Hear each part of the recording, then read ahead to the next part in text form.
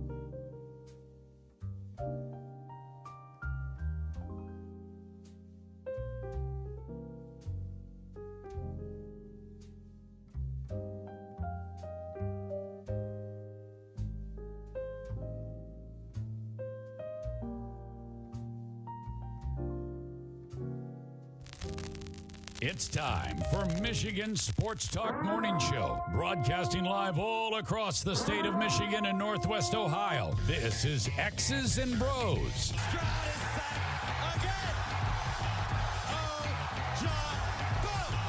Swings it out to Sadiq Bey. Defended in the corner! To Abdul-Rahman at midcourt. Extra pass. And it goes for the win! The three-pointer by Jordan Poole. Here's the give. Walker! Johnny Walker!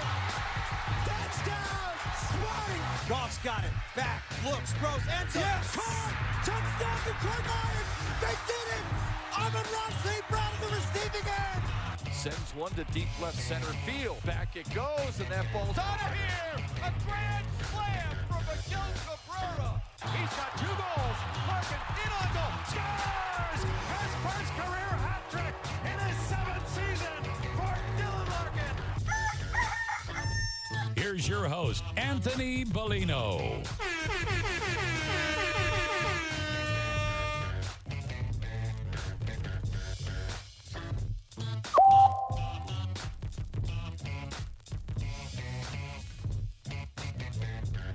Rise and shine, folks. Welcome here to X's and Bros on the Michigan Sports and Network. Good thirsty Thursday morning to you. It is the 11th day of January 2024. So great to be riding along with you, no matter who you are, where you are, how you may be listening, all across the great state of Michigan and in Northwest Ohio and worldwide on the iHeartRadio app. We say good morning to you. We welcome you. We thank you. We appreciate you. And, of course, we encourage you. Join the program at any time. You can text the keyword sports radio. Send that to 21,000 sports radio to 21000. Our Meyer Supercenter guest line, 866-838-4843. That's 866-838-4843. We're on Twitter at XB Mornings, Facebook, X's and Bros. And, of course, good morning to our television audience as well on BCSN and streaming live on our YouTube page at Michigan Sports Network. Added.com to that to find our website. xbmornings@gmail.com is our fan feedback email inbox, and you can find us all individually on Twitter. Ben Glaze is at the Ben Glaze. Ryan Elke is at RyanL_Key. And I'm Anthony Bellino at AC Bellino. Gentlemen, good morning to both of you. How are we on this Thursday morning? Good morning. Doing well. Today is a huge day. Yeah. You know what today is? I don't. Today is my mom's birthday. Oh, wow.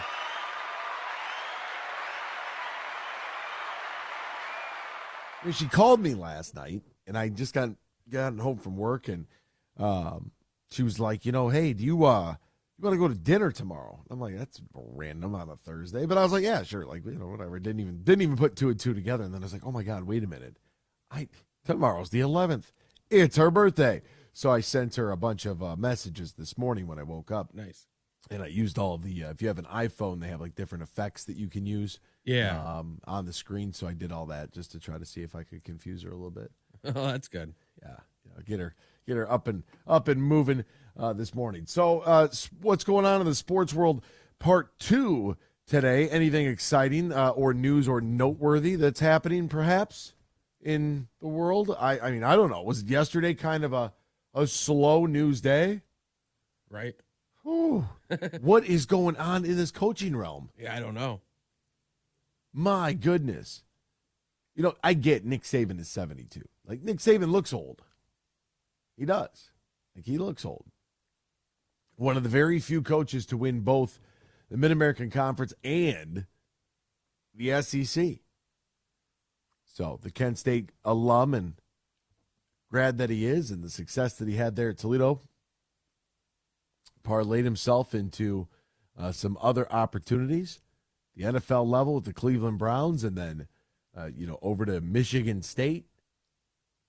And then from Michigan State, he would eventually move on to LSU and the Miami Dolphins and Alabama. And wow, what a career. What a career. I mean, when he was at Michigan State, they were a Reebok school. That's how long ago that was. That's great. And, so we'll talk to John Wagner about the retirement of what, is he the GOAT? Is he the greatest of all time? Pretty, I mean, if people wanted to say Bear Bryant, I could understand why. But at the same time, this era is a lot different than that one. When it comes to college football, there isn't there isn't anything I don't believe that will ever top what Nick Saban has accomplished. Because this is just so much different. And perhaps it's even the era itself is the reason that he is leaving. I could see that. I could absolutely see that. There might be a debate to be had. Is he the best coach of all time in either sport? He's got a lot of titles. The only person that comes close to him is Bill Belichick. But, I mean, you look at Bill Belichick and it's like, well,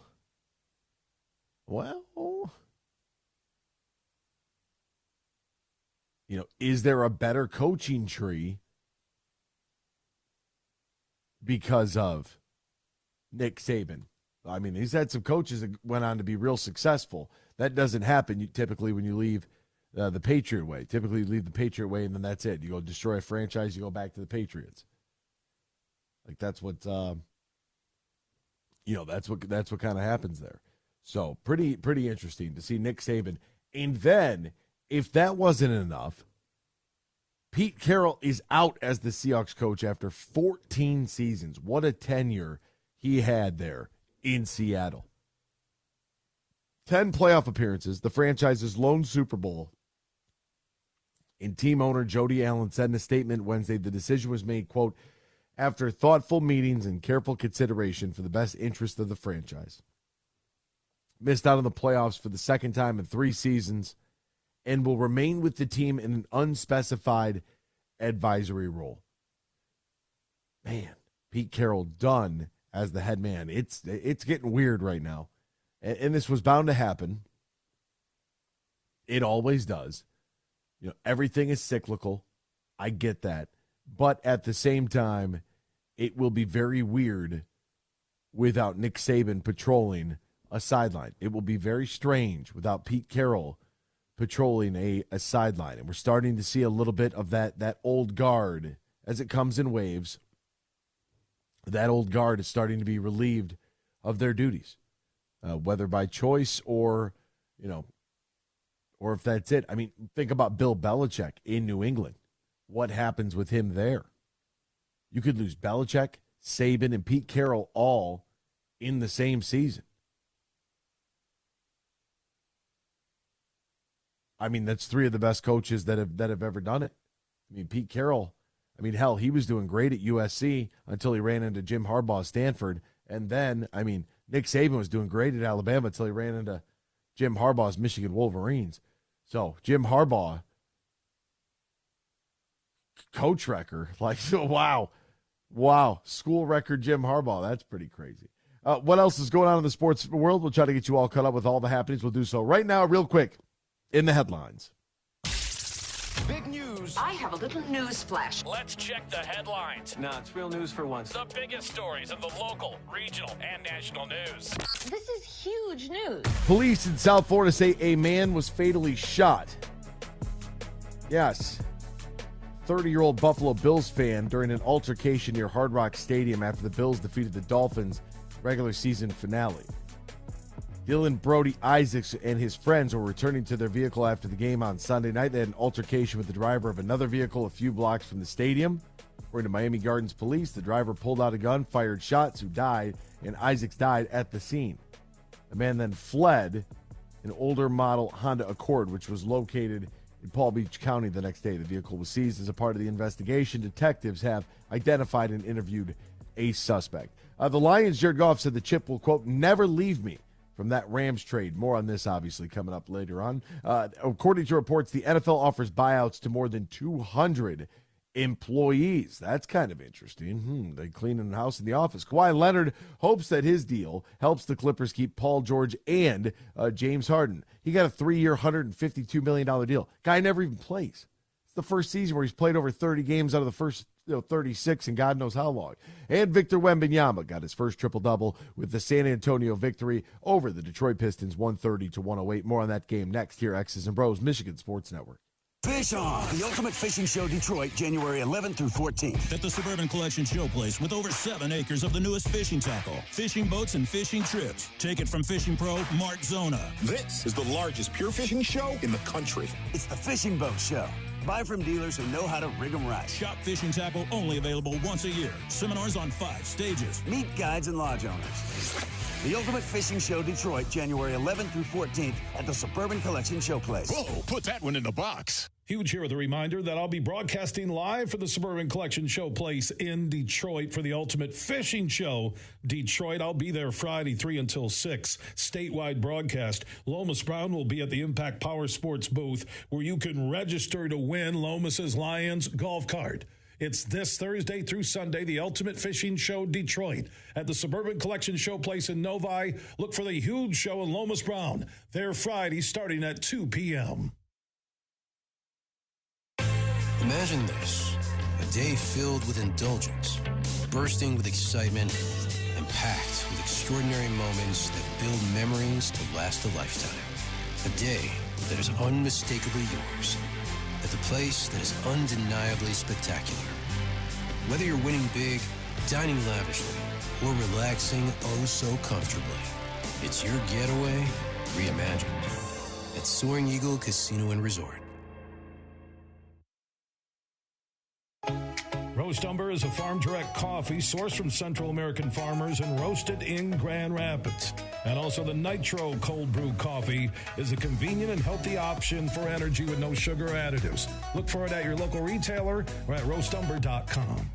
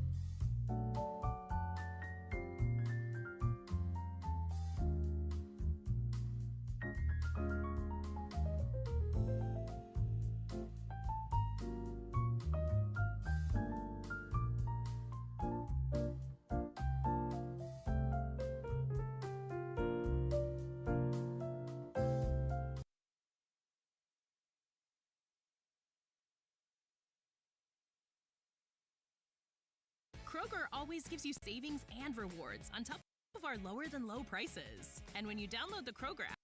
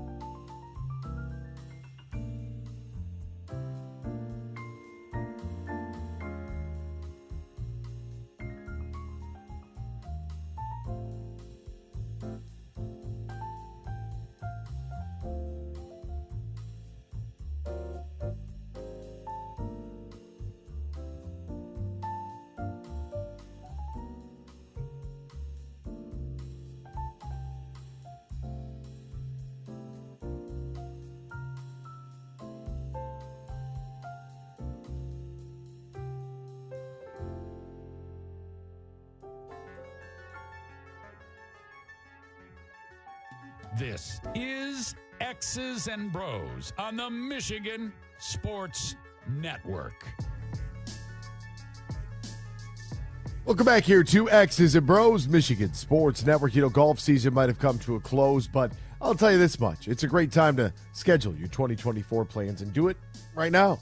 What you can do is call Matt Golden and his great team over at Tullymore Golf Resort. Get something on the books for your stay and play in 2024. Located conveniently in Canadian Lakes, Michigan, an hour north of Grand Rapids, 30 minutes west of Mount Pleasant. Easy to get to no matter what direction you are coming from. Just visit TullymoreGolf.com, TullymoreGolf.com, or call 1-800-972-4837. That's 1-800-972-4837. Book your stay and play at Tullymore today. Welcome back here to X's and Bros on the Michigan Sports Network. Look, I wanted to do this segment on the Pistons, but Ryan just sent me something, and then I forgot to throw it in the sheet because I was doing 85 things yesterday, and I was all in on, we got Nick Saban. We've got multiple requests for Ben Johnson and Aaron Glenn that we'll get to. John Wagner is going to join us. Nick Baumgardner is going to join us, talk a little bit about the Lions this week. But let me just get to this right now. A quote-unquote statement was released. One of our players at the University of Michigan took to his Instagram page, and Doug McDaniel posted on his story on Instagram, quote, "We'll be serving a 6 away game suspension starting tomorrow. I'm active for every home game, though. Please don't DM me or ask me about it. Just respect it. We'll be back on the road next month. Until then, my N-words go hold it down. See y'all at home." That was edited by somebody the first time I saw it. And I was like, wait a minute. Did somebody just try to edit? What did he actually say? And that is what he actually said. Now, I like Doug McDaniel a lot. I do. But this is, I don't even care that it's road games, right? Just because you're active for a home game doesn't mean you're going to play. Does that just mean that he is going to be there on the sidelines in uniform and he's going to sit out the home games too? Or is he going to play in the home games and not in the road games? Like, what is going on? What in the absolute hell is going on? And you know I didn't want to say hell there. So a statement from the basketball head coach, Juwan Howard, quote, "We have very high standards within our program culture and university. Serving as mentors, we need to set the standards and pathways for our young men to succeed. Beginning with our game at Maryland, Doug McDaniel will not travel to road games until further notice. Doug will dress for home games. However, when we are away from Ann Arbor, he will work towards meeting several academic goals he has set and needs to meet. While I am disappointed, this is not something we take lightly. This is an important step for Doug and his success as a student athlete going forward. We will not have further comment."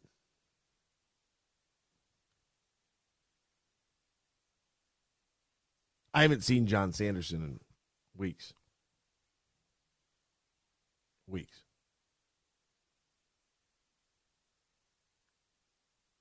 Does it matter? I think so.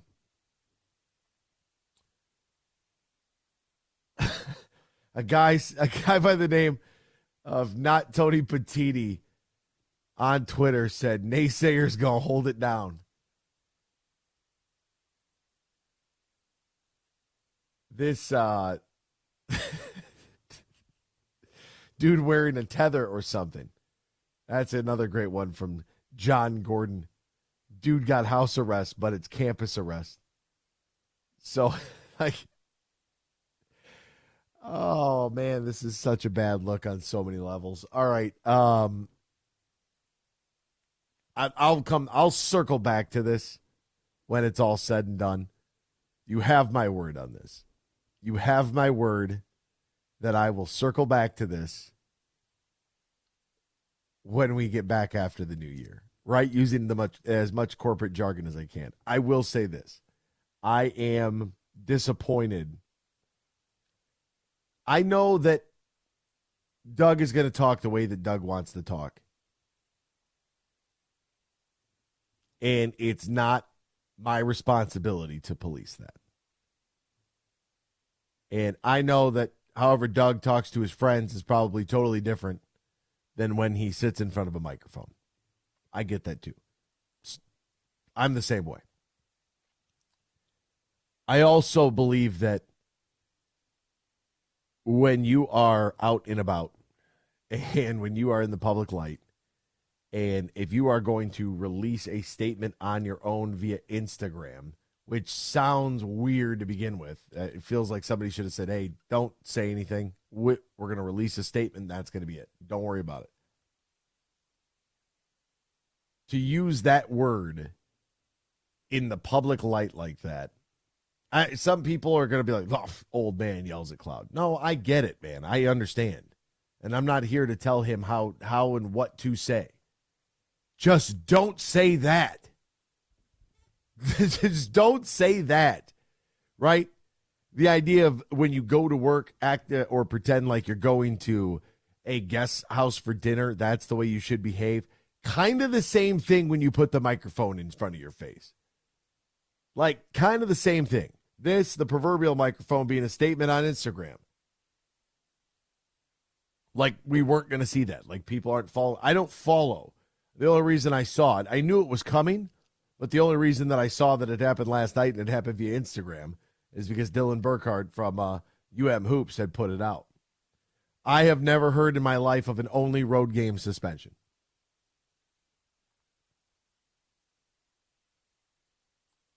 Jeff Goodman tweeted out Michigan basketball where everything is normal.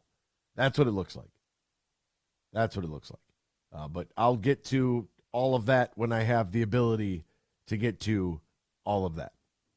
Now is not the time nor the place for me to do that. And I will leave you with I am highly disappointed in the spiral that has taken place with that program. Highly disappointed. Whether that means anything to anybody, I'm not really sure. Maybe it means something to you. I don't know. I had very high hopes for this team going in. I thought that athletically they were going to be very good this year. They were going to be a lot of fun to watch this year. And that just hasn't happened. It just hasn't happened. They've been dysfunctional every step of the way. And it's unfortunate because, they were a team that didn't have a lot of hype coming in, that might have been able to surprise some folks. And, I got to see them, and albeit it was against a lower level team, but it's like, okay, like, all right, they're shooting the ball pretty well. They're getting out in the open space, in the open floor and running. Could this be one of those teams that flies under the radar and is exciting? And I'll take an L on that one. I lost out there. That was bad. Man, big whiff. Big whiff. Offensively, they look a little disjointed, although they have the talent, I think, in order to compete. Defensively, they're not terrible. They don't necessarily have a very strong, solidified rotation, like just kind of sporadic based on game and foul trouble and everything else. Like when you only have 7 or 8 guys to play, that's just kind of it. It's unfortunate from where this program was to where it has gone in such a short amount of time. Like, I don't know. I don't get it. I really don't. And I think that my disappointment with Michigan basketball is the same as just about everybody else. But in regards to that statement directly, like, I don't care how he speaks to his friends. But you have to remember, you have a very large alumni base. You have a very, very large fan base. And for a lot of people, that word being used, and I know, I mean, the Game explained it very well in his song, Letter to the King. There is, very different usage in how the ending of that word is put together. I am, disappointed he chose to use that in such a public light where, now we have to talk about that. We have to answer for that. Because that just is, I understand the rules. Maybe you don't, but I do. And that's a tough line to walk right there. All right, we'll step aside. We'll return. Let's talk to John Wagner. We'll do a little college football. We'll get to the Pistons in hour 2 next here. X's and Bros, Michigan Sports Network. Bill Simonson here for my good friend Josh Garvey. Now, he's a managing shareholder at Dorn Mayhew's Grand Rapids office. Their world headquarters are in Troy, Michigan, on the east side of the state, and they have locations all around the world. They have over 550 motivated accounting professionals, 90 years in business, and I mentioned the 10 offices worldwide. So if you want to connect and partner with one of the top CPA, accounting, and business firms in the world, they're right here in Michigan. Dorn Mayhew's Troy office on the east side of the state, and Josh Garvey is a managing shareholder for their Dorn Mayhew GR office.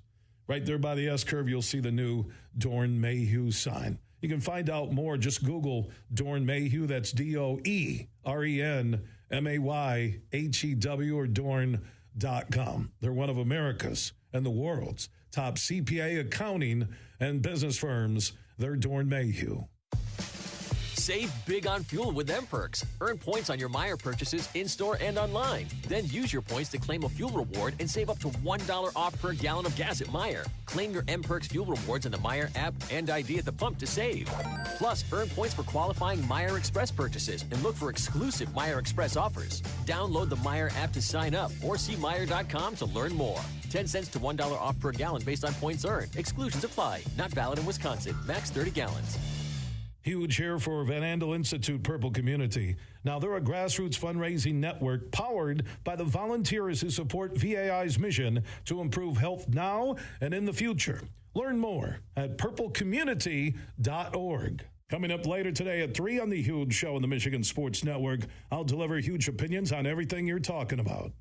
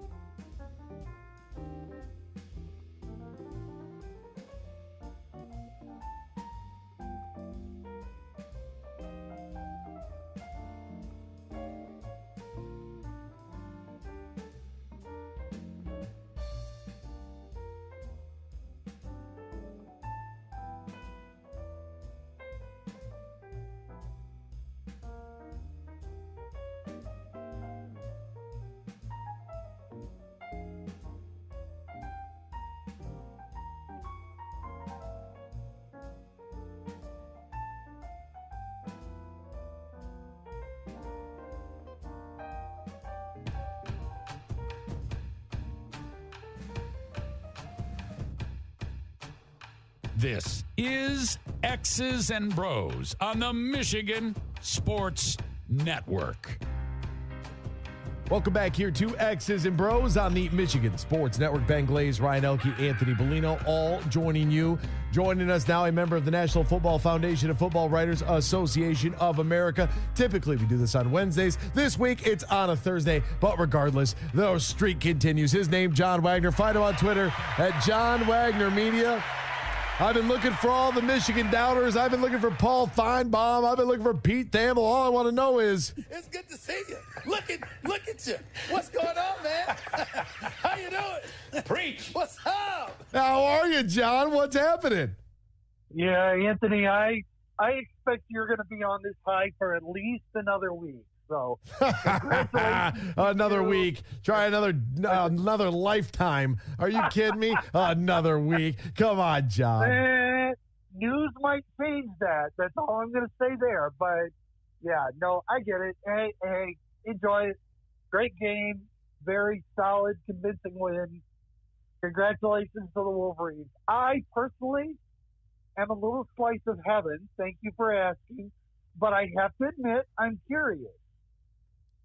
Anthony, football season ended with Monday's game. What are we going to talk about? What's going on? I mean, the season ended. Whatever shall we do, right? What will we do? What would we talk about? There's no news. There's nothing happening except for the bombshell that took place yesterday. And I wanted to start with the Michigan game and dispatching Washington, and I said 42-17, and I was wrong. It was only 34-13, whatever. But Nick Saban, one of the all-time, if not the greatest all-time coach in the history of college football, after 17 years with the Alabama Crimson Tide, 201 victories. He had more first-round draft picks from Alabama than losses. 232 games in 25 seasons overall. I mean, just simply sensational. 13 SEC championships, a Mid-American Conference championship. What a career. And he's all done. He's calling it quits. I was shocked. Were you?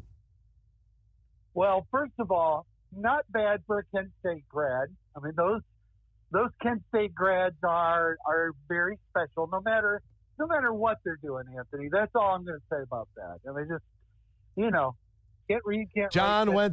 John went to, did you go to Kent State? I got 2 degrees from Kent State University, as a matter of fact. Well, there double degree from Kent State. Yes, I did. I'm a flash for life. So, here's the thing. He's also, you ran through the numbers, nearly 300 career college coaching wins, and the 7 national titles, and all those, and 6 with Alabama, which is quite an achievement in the modern era. Total, kudos there. He's if you want to put him amongst the GOATs, I got to admit, he's not my favorite coach for a variety of reasons, but it would just be completely disingenuous and borderline, well, not even borderline, stupid to say he's not one of the all-time great coaches. He is. I mean, let's call a spade a spade. But one other number that you didn't throw in there is very important, I think, to this calculus. Would you like to guess what number that is? I have no idea where you're going.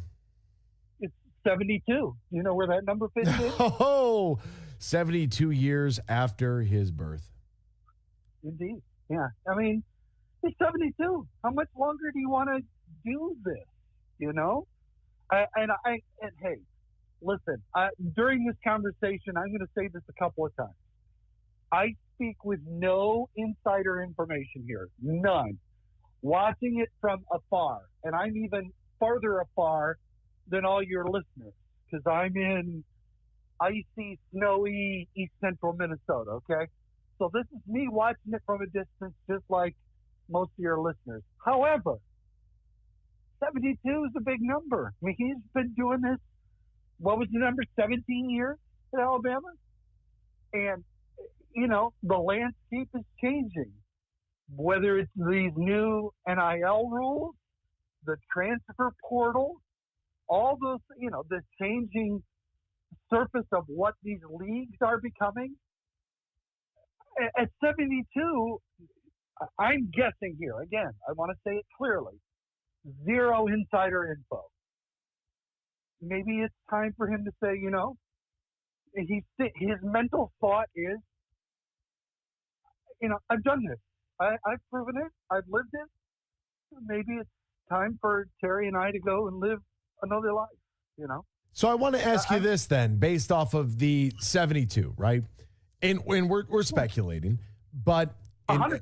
And I know it's dangerous, but it's a conversation, right? And it's no different than if we were sitting in a bar together, sitting at our friend's house. How much do you think that the dominance that he has had in this sport, in the college landscape, in how different that is today, where you spend 2-3 years recruiting a kid and he leaves you in the middle of the night, or you want to really get this kid and all of a sudden another school comes in with a larger bag of money, or Chrysler up and decides that they're going to cancel the Dodge Charger, which everybody seems to have a Dodge Charger if you play for the Alabama Crimson Tide. It's like you sign the dotted line, you get a car. That's a joke, people. Take it easy. Deep breath there, Michigan man. Oh, Deep stop breath. it. I'm on my moral high ground now. But how much do you believe that this all may have played a role? And he's like, you know what? I'm not doing this anymore. I'm not fighting the portal. I'm not fighting NIL. I'm done. Again, I'm glad you started with the idea of we're speculating. We don't know. Didn't call him. Didn't talk to him. Didn't watch the press conference. No idea. But yeah, I mean, those have to be factors in the decision, don't they? If you're still enjoying it, that's a positive factor. You have a lot of guys coming back, and you're feeling you're going to be successful next year. That's a factor.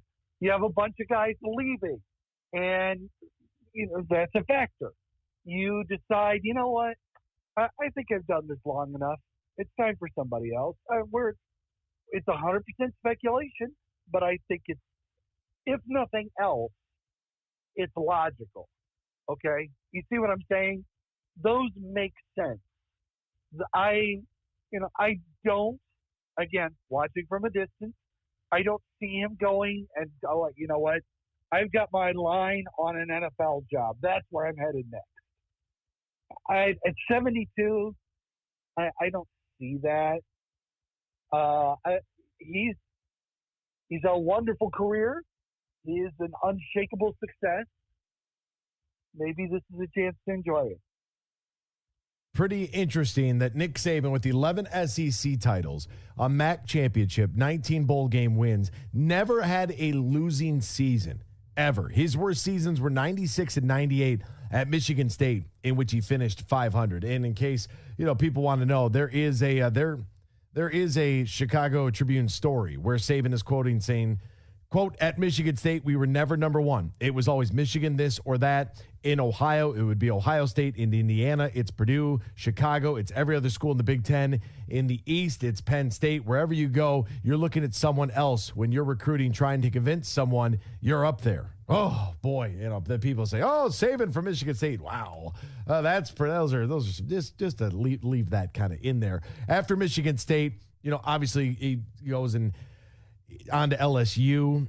He's 48-16. He went to Miami. That didn't work out with the Dolphins, and then at Alabama, 201-29. That is just a preposterous record. So where does he rank to you then as all time? Is he number one in the John Wagner National Football Foundation, Football Writers Association of America, Super 16 coaches poll? Is he number one?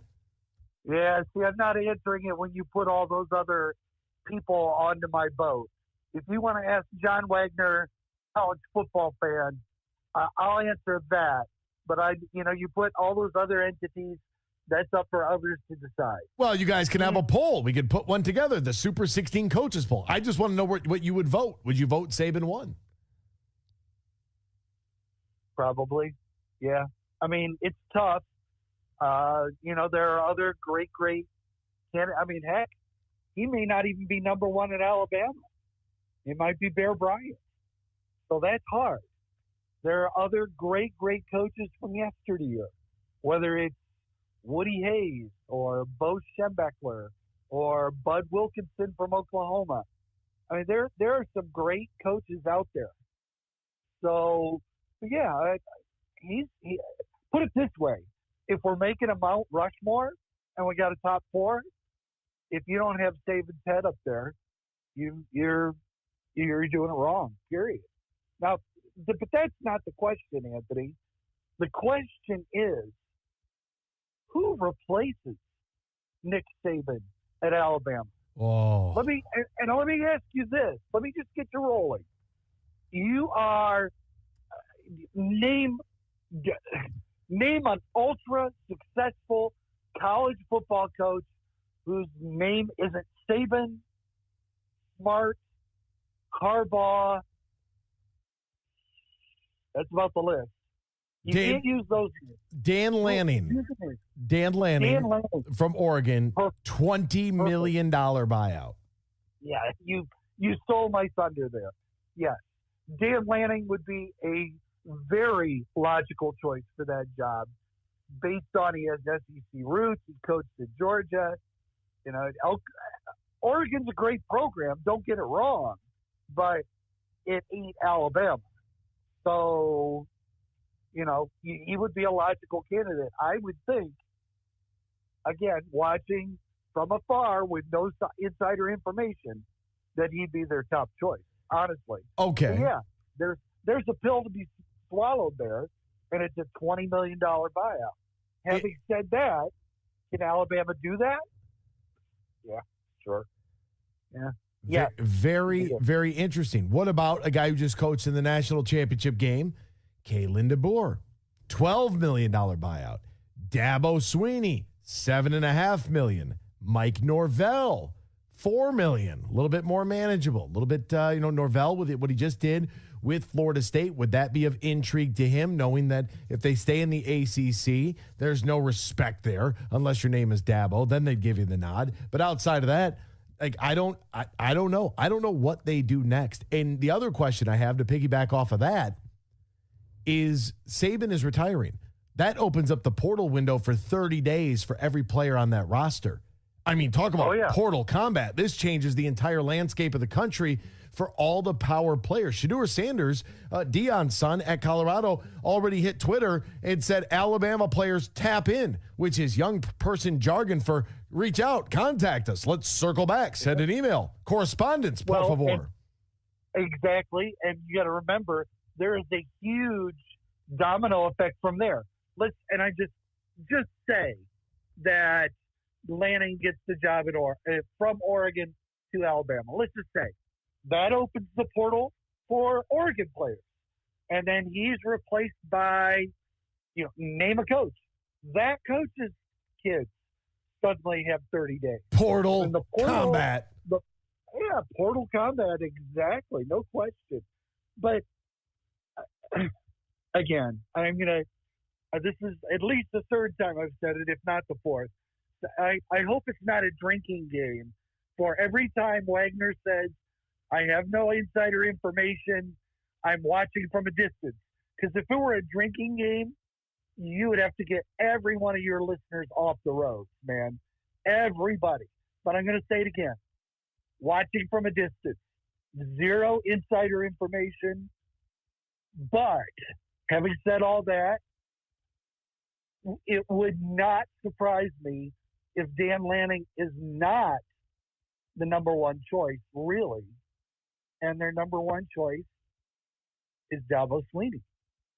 That's an Alabama guy. Yep. That's Alabama guy. Mm-hmm. And that carries weight. That has cash in Alabama and in every meaning. You know what I'm saying? And he's a guy that has been ultra successful and has won in this playoff era. I do want to shift gears to another coach real quick here at the end of this. With Michigan being the number one team in the country, winning the national championship, going 15-0, beating 5 top 25 opponents in their final 6 games, and holding every single opponent to under 25 points for the 15-game span. First time that's been done in 120 years. Minnesota was the last team to do that. So shout out to your, ski-u-man, all that good stuff. Where do you place this Michigan team and Jim Harbaugh after finally getting the mission accomplished. And you mean, where do I rank it this year or number one? Yeah. Well, I mean, obviously they won the national championship, but I mean, like, what are maybe like I don't want to say all time because I don't know if it's an all time great team. I think it's I think it's a great team. I think it's a great team. I think it's a great team. That's exactly why you wanted to ask that. Yeah, but I don't. I went through that, and as I was getting through the numbers, I was kind of like, where do I want to go with this? And I wasn't really sure. So I didn't really know exactly. I'm going to be honest with you. I really didn't know. I kind of punted on the question like midway through there because I'm like, well, yeah, you can't say all time. It's one title. If they'd have won like 3 in a row, then you could put them in all time or, back to back. That's something. But Michigan getting the job done under Jim Harbaugh, like, I, as a Michigan fan, if he left tomorrow, I'm good with it because it's like, hey, you held up your end of the bargain. That's what we wanted. We got it. Yeah, and I would hope that all Michigan fans, barring the unforeseeable but potential future, I mean, how is that sufficiently under the wraps that I'm not going to tick anybody off? I don't want you taking calls, insulting me for saying, "Oh, it's a potato, it's an asterisk." Time is going to bear out whether there's an asterisk after it. Let's just let time run its course. Fair? Yeah, that's fair. Come on, Anthony. Yeah, thank you. It's fair. That's fair. I mean, it is. Yeah. And I mean, come on, Michigan fan, that stuff is out there. You can say all you want about we're innocent and blah blah blah. Let's let the world play out and see if that's true. Okay, that's all I'm going to say. Again, this time, under the table, everybody, no insider information, watching from a distance. I have no insider intel that that's wrong. But all you can do, in my opinion, is rank this team in this year. And this year, they are the best team in college football. Period. End of sentence. There was only one. Give it to him. Yeah. I mean, hell, you said it. The best. The leaders and the best. John Wagner. Find him on Twitter, John Wagner Media. Johan, my friend, is always partner. An absolute pleasure. Thanks so much for taking the time to join us. Have a great weekend, my friend. Anthony, you just keep basking. Hopefully you'll still be as excited next week when we talk, and hope your readers and listeners and followers are as well. Well, Michigan wins a natty. Lions win their first playoff game. Yeah, life is going to be good on Monday. Everything is shaping up to be, so far so good. Folks, don't forget, use the promo code this week. Promo code HUGE this week on DraftKings Sportsbook. You need to do it, and do it right now. Everyone gets a no-sweat same-game parlay for every playoff game day. Promo code HUGE, HUGE, only at DraftKings. If you or somebody knows a gambling problem, wants help, needs help, call the Michigan Department of Health and Human Services Gambling Disorder Helpline at 800-270-7117. 21-plus Michigan-only bonus bets expire 168 hours after issuance. Opt-in is required. One no-sweat token issued per eligible game day. No sweat bonus bet issued based on the amount of the qualifying losing bet. Eligibility, max reward limits, and deposit restrictions do apply. See terms at sportsbook.draftkings.com/football terms. Hour 2 next. X's and Bros, Michigan Sports Network. Huge here for the Michigan High School Athletic Association. You can stay up to date on the latest from Lansing 24/7 at MHSAA.com, at MHSAA on Twitter, and MHSAA on Facebook. The latest news, press releases, and stories connected to every high school in the state of Michigan, available for you 24/7 from the Michigan High School Athletic Association. Log on to MHSAA.com, at MHSAA on Twitter, and MHSAA on Facebook. And if you're looking for archive, boys and girls, high school sports, MHSAA.TV. That's MHSAA.TV. 24/7, everything you need to know about high school sports in Michigan. Log on to MHSAA.com. Tracy, over to you for weather. The sun must be shining, Dave, because the 7 for 7 sale is back at Meijer. Mix or match hundreds of items like Dannon Greek yogurt, Meijer frozen steamable vegetables, and Kraft macaroni and cheese. Pick any 7 for just $7. There's a strong chance of saving with the same quality Meijer deals in-store or online. Back to you, Dave. Sounds great, Tracy. Deals so good, you've just got to talk about them. Meijer. Exclusions apply. See all the deals in the Meijer app. Roast Umber is a farm direct coffee sourced from Central American farmers and roasted in Grand Rapids. And also the Nitro Cold Brew Coffee is a convenient and healthy option for energy with no sugar additives. Look for it at your local retailer or at roastumber.com. Leonard Skinner. ZZ Top. Friday, August 9th at Soaring Eagle Casino. The Sharp Dressed Simple Man Tour. Leonard Skinner and ZZ Top. Tickets start at $38 and are on sale now at the box office and etix.com. Part of the Soaring Eagle Summer Outdoor Concert Series. Leonard Skinner and ZZ Top. Friday, August 9th at Soaring Eagle Casino and Resort. In sports, if you think joy only happens after you win, think again. Look at the world's most successful athletes like Serena Williams, Brooks Koepka, and Alex Morgan. They don't spend all their days grinding away. They take time to enjoy themselves, like getting together with friends over a Michelob Ultra, because they know that happiness is the key to winning, and that joy is the whole game, not just the end game. Michelob Ultra. 95 calories, 2.6 grams of carbs. It's only worth it if you enjoy it. Enjoy responsibly. AB Michelob Ultra Light Beer, St. Louis, Missouri.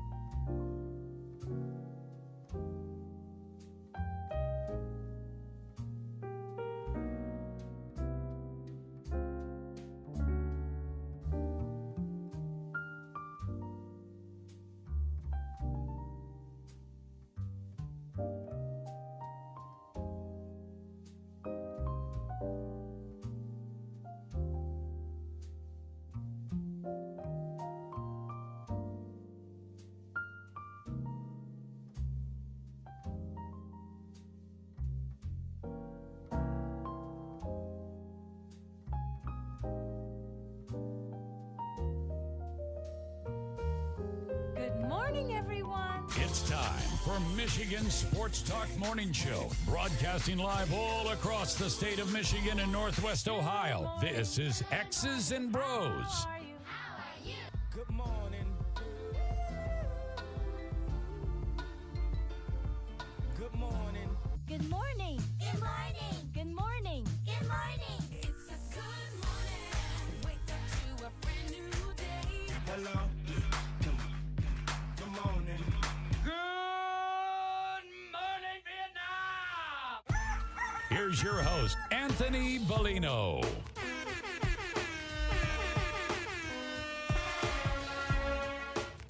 Rise and shine, folks. Good Thursday morning to you. It is the 11th day of January 2024. So great to have you riding along with us, no matter who you are, where you are, how you may be listening all across the great state of Michigan and in Northwest Ohio and worldwide in the iHeartRadio app. Text the keyword sports radio. Send that to 21,000 sports radio to 21000. Our Myers Supercenter guest line. 866-838-4843, 866-838-4843, 866-838. Huge is the number. We're on Twitter at XP Mornings, Facebook, X's and Bros, and of course, good morning to our television audience as well on BCSN and streaming live on our YouTube page at Michigan Sports Network. Add.com to that to find our website. XP Mornings at gmail.com is our fan feedback email inbox, and you can find us all individually on Twitter. Ryan Elke is at RyanL_Key. Ben Glaze is at the Ben Glaze. And I'm Anthony Bellino at AC Bellino. What's going on in the world of sports? We'll try to get you all caught up with all the happenings. We'll do so right now in the headlines. Big news. I have a little news flash. Let's check the headlines. No, it's real news for once. The biggest stories in the local, regional, and national news. This is huge news. Pete Carroll is out as the Seahawks coach after 14 seasons with the club. Team owner Jody Allen sent a statement. After thoughtful meetings and careful consideration for the best interest of the franchise, he's all done. We mutually agreed to set a new course. However, he competed pretty hard to remain Seattle's coach and then ultimately, quote, went along with their intentions. I want to make sure that that's clear as things have shifted so quickly in most people's perspective. It's been an honor and a thrill to be a part of this program, and I've loved every minute of it. You watched me love it, said Pete Carroll. This is, asked about if he would entertain another head coaching job or opportunity right away. Carroll said he didn't know. Adding today is about today. We're going to figure that out. He said of an advisory role. We don't really know right now, but I'm grateful for the intention that the organization has to try to find something that makes sense. So we'll see. I don't know. Pete Carroll done in Seattle. Wow. Mike Vrabel fired in Tennessee. Nick Saban retiring from Alabama after 17 seasons. What a coaching carousel we're going to have this year. Holy mackerel. Bills fan was killed near Dolphin Stadium after Sunday's game. Not good at all. Dylan Brody Isaacs and his friend were returning to their vehicle after the game Sunday night, had an altercation with the driver of another vehicle who pulled out a gun, shot him, and killed him. Police do have a suspect. Lions quarterback Jared Goff said the chip will never leave me from that Rams trade. And good, nor should it. It shouldn't leave him. He has been more than serviceable at the quarterback position for the Detroit Lions. And I know it's really hard. I get it, because sometimes, we see some things that maybe you don't really believe it. But here is Jared Goff the last two seasons. He's thrown for 9,013 yards. Only Mahomes has thrown for more. He has 59 touchdowns. Only Mahomes and Josh Allen have more. He's won 21 games. Only Mahomes, Allen, and Hurts have won more. Will Birchfield pulling those stats together. That's pretty impressive. And for whatever reason, we continue to still not buy in or believe that he is the guy. And there's some people that believe that there are, better opportunities or better players out there. Maybe you break it down by the numbers. That's pretty impressive. The NFL is offering buyouts to more than 200 employees just days before the start of the playoffs. The sources told the AP that the employees have until late February to accept the offer. Sports Business Journal first reported the buyout offer. It's unknown which departments will be impacted the most by the buyouts and the potential layoffs, according to ESPN. Overall, the NFL is thriving and is focused on growing the sport internationally. NFL Commissioner Roger Goodell said he wants the league to reach $25 billion in revenue by 2027. What's one good way to increase revenue? Sell. That's a good way to increase revenue. Sell. But don't sell our games, the physical game, overseas. Sell the broadcasts overseas. We have the technology to do it. You can have your own commentators in your own language overseas. And we can package this up and we can distribute it. Like, what are we, like, don't send the game over there. Sell the game over there. You know, and then for Roger Goodell, like, okay, so you're going to offer a buyout, which is nice. That's better than just laying people off. That's cool. You're going to offer a buyout to 200 employees who are going to have to change their lives. Okay. All right. And you make $40 million a year. $40 million a year. You know, sometimes, and this happens, if you own your own small business, then you understand. Sometimes if things aren't going well, you got to take a little bit of a hit as the owner of that business, as the lead man in charge. You know, a lot of people wanted to talk about Jim Harbaugh, right? Once COVID happened, Jim Harbaugh had $2.2 million or something, and he gave 1.5 of it back to the athletic department to be redistributed amongst the employees. Because COVID hit, a lot of people were taking layoffs or they were furloughed, and a lot of stuff was happening. And Harbaugh was like, look, I'm making what I'm making. Here's $1.5 million. Write some checks. Like Mark Cuban recently just sold a stake in the Dallas Mavs. He's no longer the majority owner there. You know the story. We talked about it. Mark Cuban cut some checks to every employee in the organization.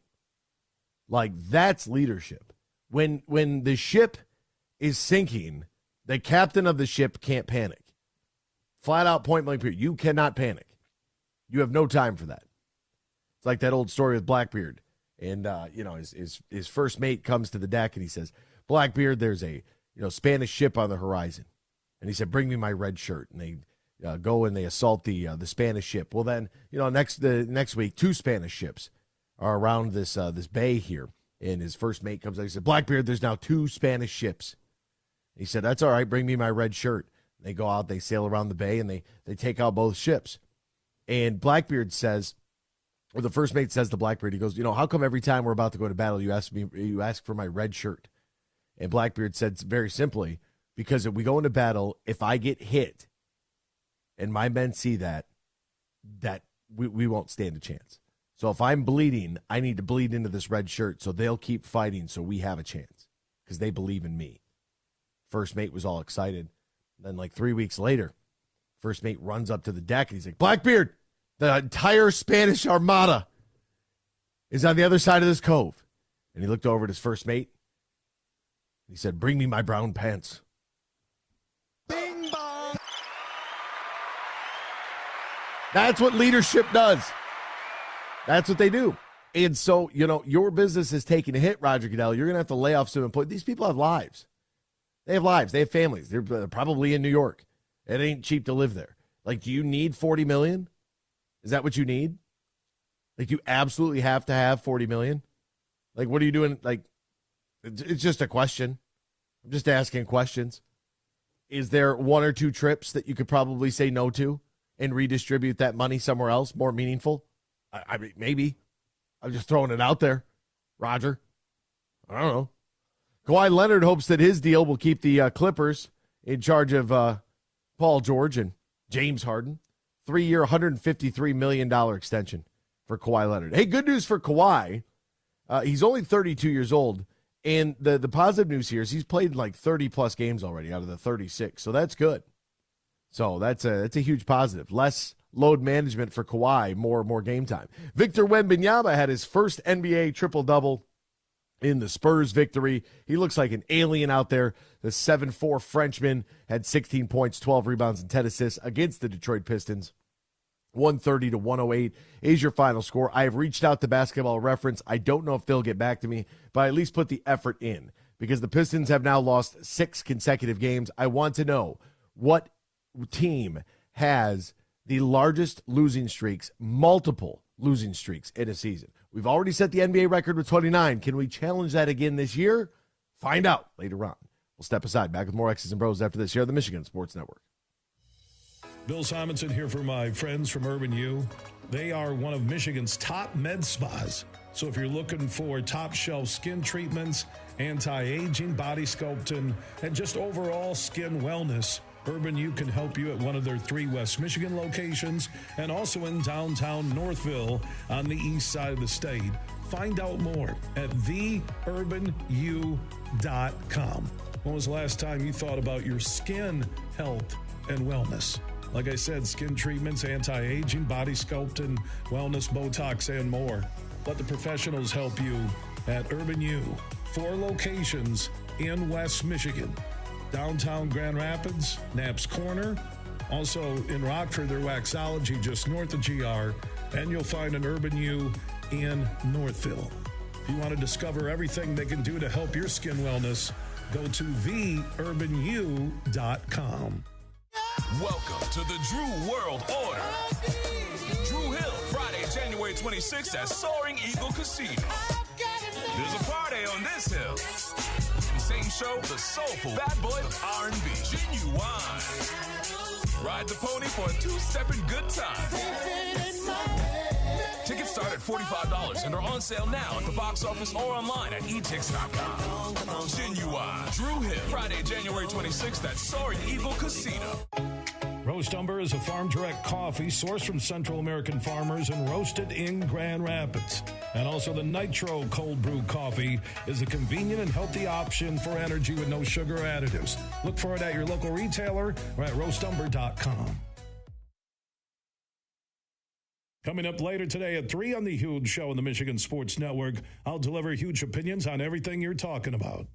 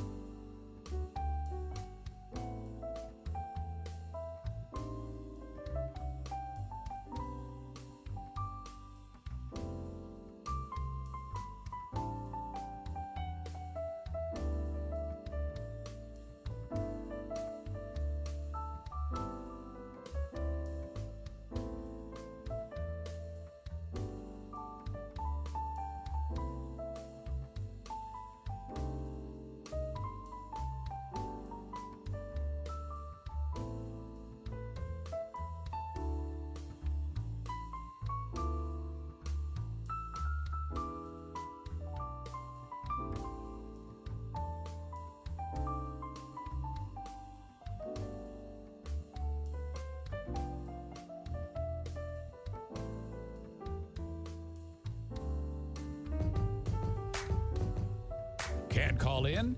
Text us using the keyword sports radio and send it to 21000. Or tweet us at XB Mornings. Now, back to X's and Bros with Anthony Bellino here on the Michigan Sports Network. Breaking news bulletin coming down the wire, folks. Hold on to your butts. Here on X's and Bros from the news desk, I'm Anthony Bellino. Bill Belichick and the New England Patriots are expected to part ways today after a remarkable 24 seasons together, ending an unmatched run in NFL history that included 6 Super Bowl titles. League sources inform Adam Schefter.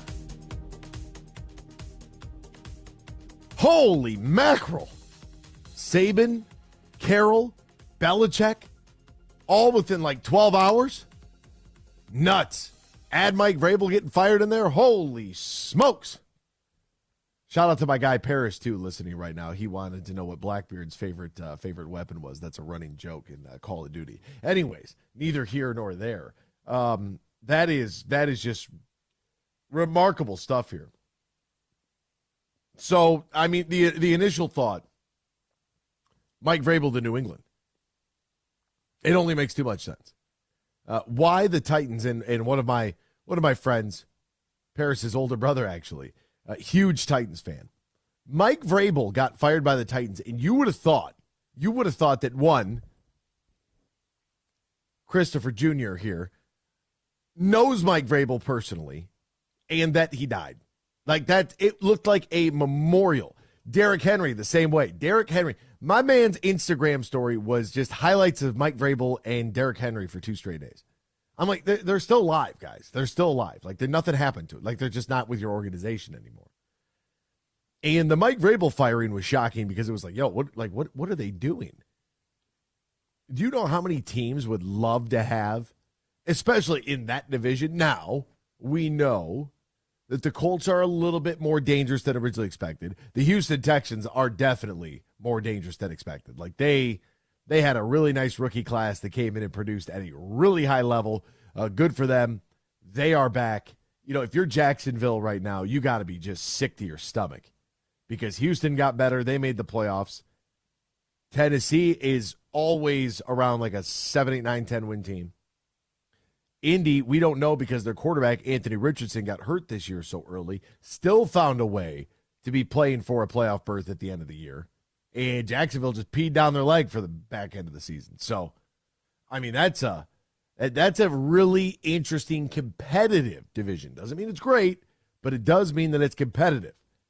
And that, my friends, Mike Vrabel leaving Tennessee, I don't know. It seems like a natural fit right away. Go back to New England. You were a player there. We're seeing more and more of this. D'Amico Ryans in Houston, Dan Campbell in Detroit, Mike Vrabel in New England. It only makes sense. Keep him as far away from Columbus, Ohio as possible. I don't know that, though, after working in the NFL where you have contracted players, I don't think that you would want to coach and step down to the college realm. And to be honest with you, I think that that's probably what did it for Nick Saban. It's just a hunch. It's just a thought. It's just an idea. At the same time, I saw Deion Sanders tweeting yesterday. Coach Prime, my guy. Love me some Coach Prime. Wow, college football just lost a GOAT to retirement, he said. Wow. I knew it would happen one day soon, but not this soon. The game has changed so much that it chased the GOAT away. College football, let's hold up our mirrors and say honestly what you see. It's pretty interesting. Coach Prime. I don't know if, I don't know how you navigate the landscape today. In Coach Prime, he's going to go through it as well. I mean, 7 Alabama players had entered the transfer portal after they lost to Michigan. We have a culture in modern-day society that is built on instant gratification and instantaneous. Very few are willing to put in the work. Now, if you know that you're 4, 5, 6 on the depth chart and you're never going to see the field, that's fine. I mean, C.J. Stokes transferred from Michigan. He's going to go to Charlotte. Okay, cool. Like Jake Thaw is a wide receiver. He did muff the punt in the Rose Bowl, but fell on it, so that was good. and save the season, because that would have been an absolute disaster had that Alabama beat us. That would have been real bad. But anyways, we don't have to worry about that because it didn't happen. He entered the portal. He's a wide receiver. He wants an opportunity to play. Okay, Andrell Anthony's another guy. Andrell Anthony went to Oklahoma from Michigan. Michigan still won a national championship. Like, I get that it's not going to work out for everybody, but the landscape is so much different today than it was when Nick Saban got started than it was 5 years ago. And so when Saban leaves Alabama, somebody is going to have to take that job. If they are a head coach and they're from head coach Team W and they leave Team W. So Saban retires, and at Alabama, those players get 30 days to enter the portal if they want to. Portal window's open for 30 days because your coach left. That's fair. The guy that recruited you isn't there anymore. I understand that. But now, head coach at Team W, he leaves to go to Alabama. So now Team W has their roster portal open for 30 days. And then Team W is going to be replaced by Team X. Team X's head coach is going to go to Team W. You follow what I'm doing here? Now Team X has a 30-day window if their head coach leaves. This is all of head coaches take off, not coordinators, head coaches. And if Team X's head coach leaves and that gets replaced by Team Y's head coach, now Team Y's portal. Dude, the domino effect here is insane. If 3 head coaches are involved, that's a 30-day window for what? 85 scholarship players per team? You're looking at damn near 300 players. That's crazy. It doesn't mean that all 300 are going to go in. It means that the opportunity for them to leave is there because their head coach is no longer the person. And that's a good rule. That's a good rule to have. However, in the modern Portal Combat era, what we have done is we have lost control over the ability to build rosters. And this is a problem, right? There are a lot of lessons to be learned. If you committed to Alabama and Nick Saban and he retired and you want to decommit, that's fine. I'm completely fine with that. Things have changed. Okay, cool. You can decommit, and then, if you go visit the new head coach and see what happens from there. And if you want to recommit, cool. If you want to go somewhere else, fine by me. It's a very big decision to make. I get that. There's got to be some sort of structure in place, however, that if you sign a national letter of intent to play to school, it becomes a binding contract for a couple years. You got to at least give it a couple years. Because this whole having to re-recruit your own roster so that they don't leave in the middle of the night for quote-unquote greener pastures that might actually be, a greener landscape, that's a money reference. It's just preposterous to me. Like, you can't allow – somebody's got to be the adult in the room. Somebody's got to do it. You wouldn't let a bunch of 16-year-olds do whatever they want in your house, would you? No, that's ridiculous. Why are we allowing a bunch of 18 to 20-year-olds do whatever they want? It just doesn't make sense.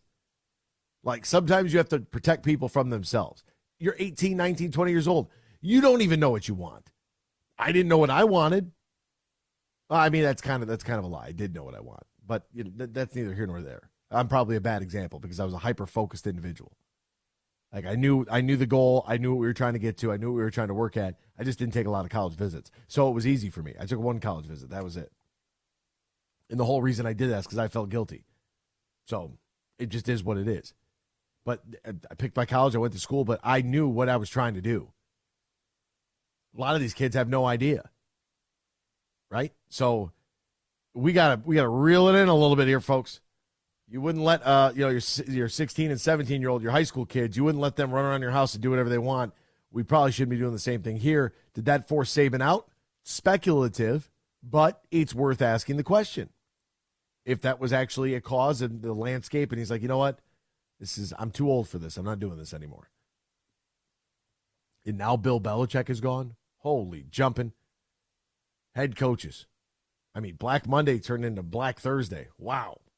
Back with more X's and Bros after this, Michigan Sports Network. Bill Simonson here for my good friend Josh Garvey. Now, he's a managing shareholder at Dorn Mayhew's Grand Rapids office.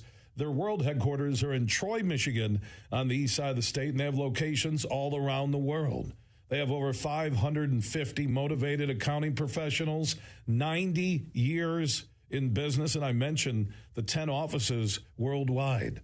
So if you want to connect and partner with one of the top CPA, accounting, and business firms in the world, they're right here in Michigan. Dorn Mayhew's Troy office on the east side of the state, and Josh Garvey is a managing shareholder for their Dorn Mayhew GR office.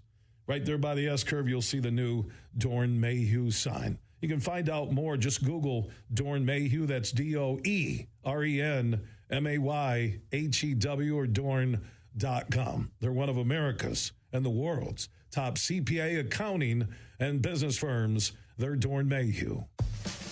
Save big on fuel with M-Perks. Earn points on your Meijer purchases in-store and online. Then use your points to claim a fuel reward and save up to $1 off per gallon of gas at Meijer. Claim your M-Perks fuel rewards in the Meijer app and ID at the pump to save. Plus, earn points for qualifying Meijer Express purchases and look for exclusive Meijer Express offers. Download the Meijer app to sign up or see Meijer.com to learn more. 10 cents to $1 off per gallon based on points earned. Exclusions apply. Not valid in Wisconsin. Max 30 gallons. Roast Umber is a farm-direct coffee sourced from Central American farmers and roasted in Grand Rapids. And also the Nitro Cold Brew Coffee is a convenient and healthy option for energy with no sugar additives. Look for it at your local retailer or at roastumber.com. Coming up later today at 3 on the Huge Show on the Michigan Sports Network, I'll deliver huge opinions on everything you're talking about.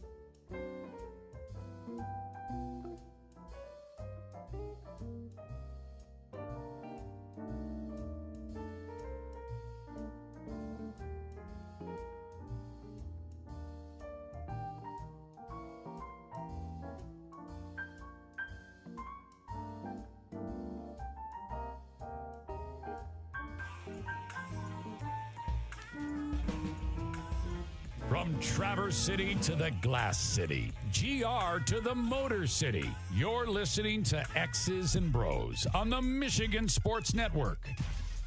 DraftKings Sportsbook, an official sports betting partner of the NFL playoffs, is bringing you an offer that'll help make the playoffs even more electrifying. New customers can bet $5 on any game, get $200 instantly in bonus bets. Plus, everyone gets a no-sweat same-game parlay for every playoff game day. That's right. Just download the DraftKings Sportsbook app right now. Use the promo code HUGE. Promo code HUGE. New customers can bet $5 and get $200 instantly in bonus bets only on DraftKings Sportsbook, only using the promo code HUGE. The crown is yours. Now, if you or somebody who knows a gambling problem, wants help, needs help, call the Michigan Department of Health and Human Services Gambling Disorder Helpline, 800-270-7117.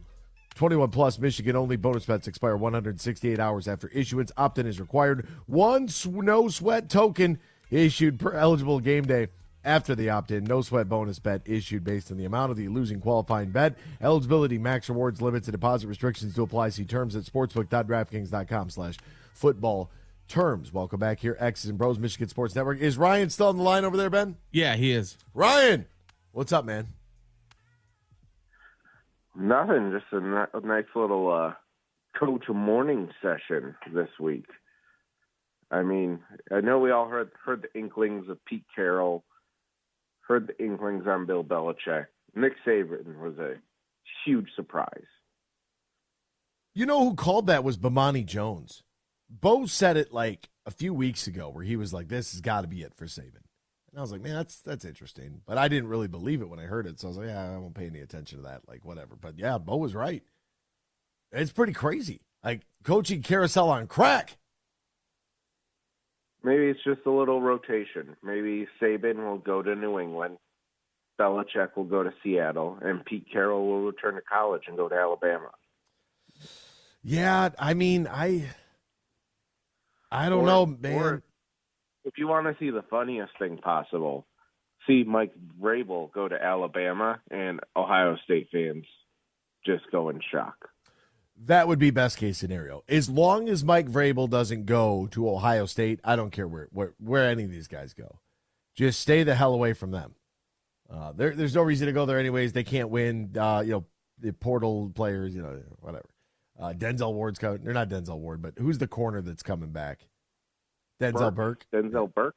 Yeah, Denzel Burke's coming back. So hard to keep track of some of those defensive players because, especially when they have like common names, like Will Johnson. Like he's gonna be forgettable to the masses just because his name is Will Johnson. Right. Yeah. No, I agree.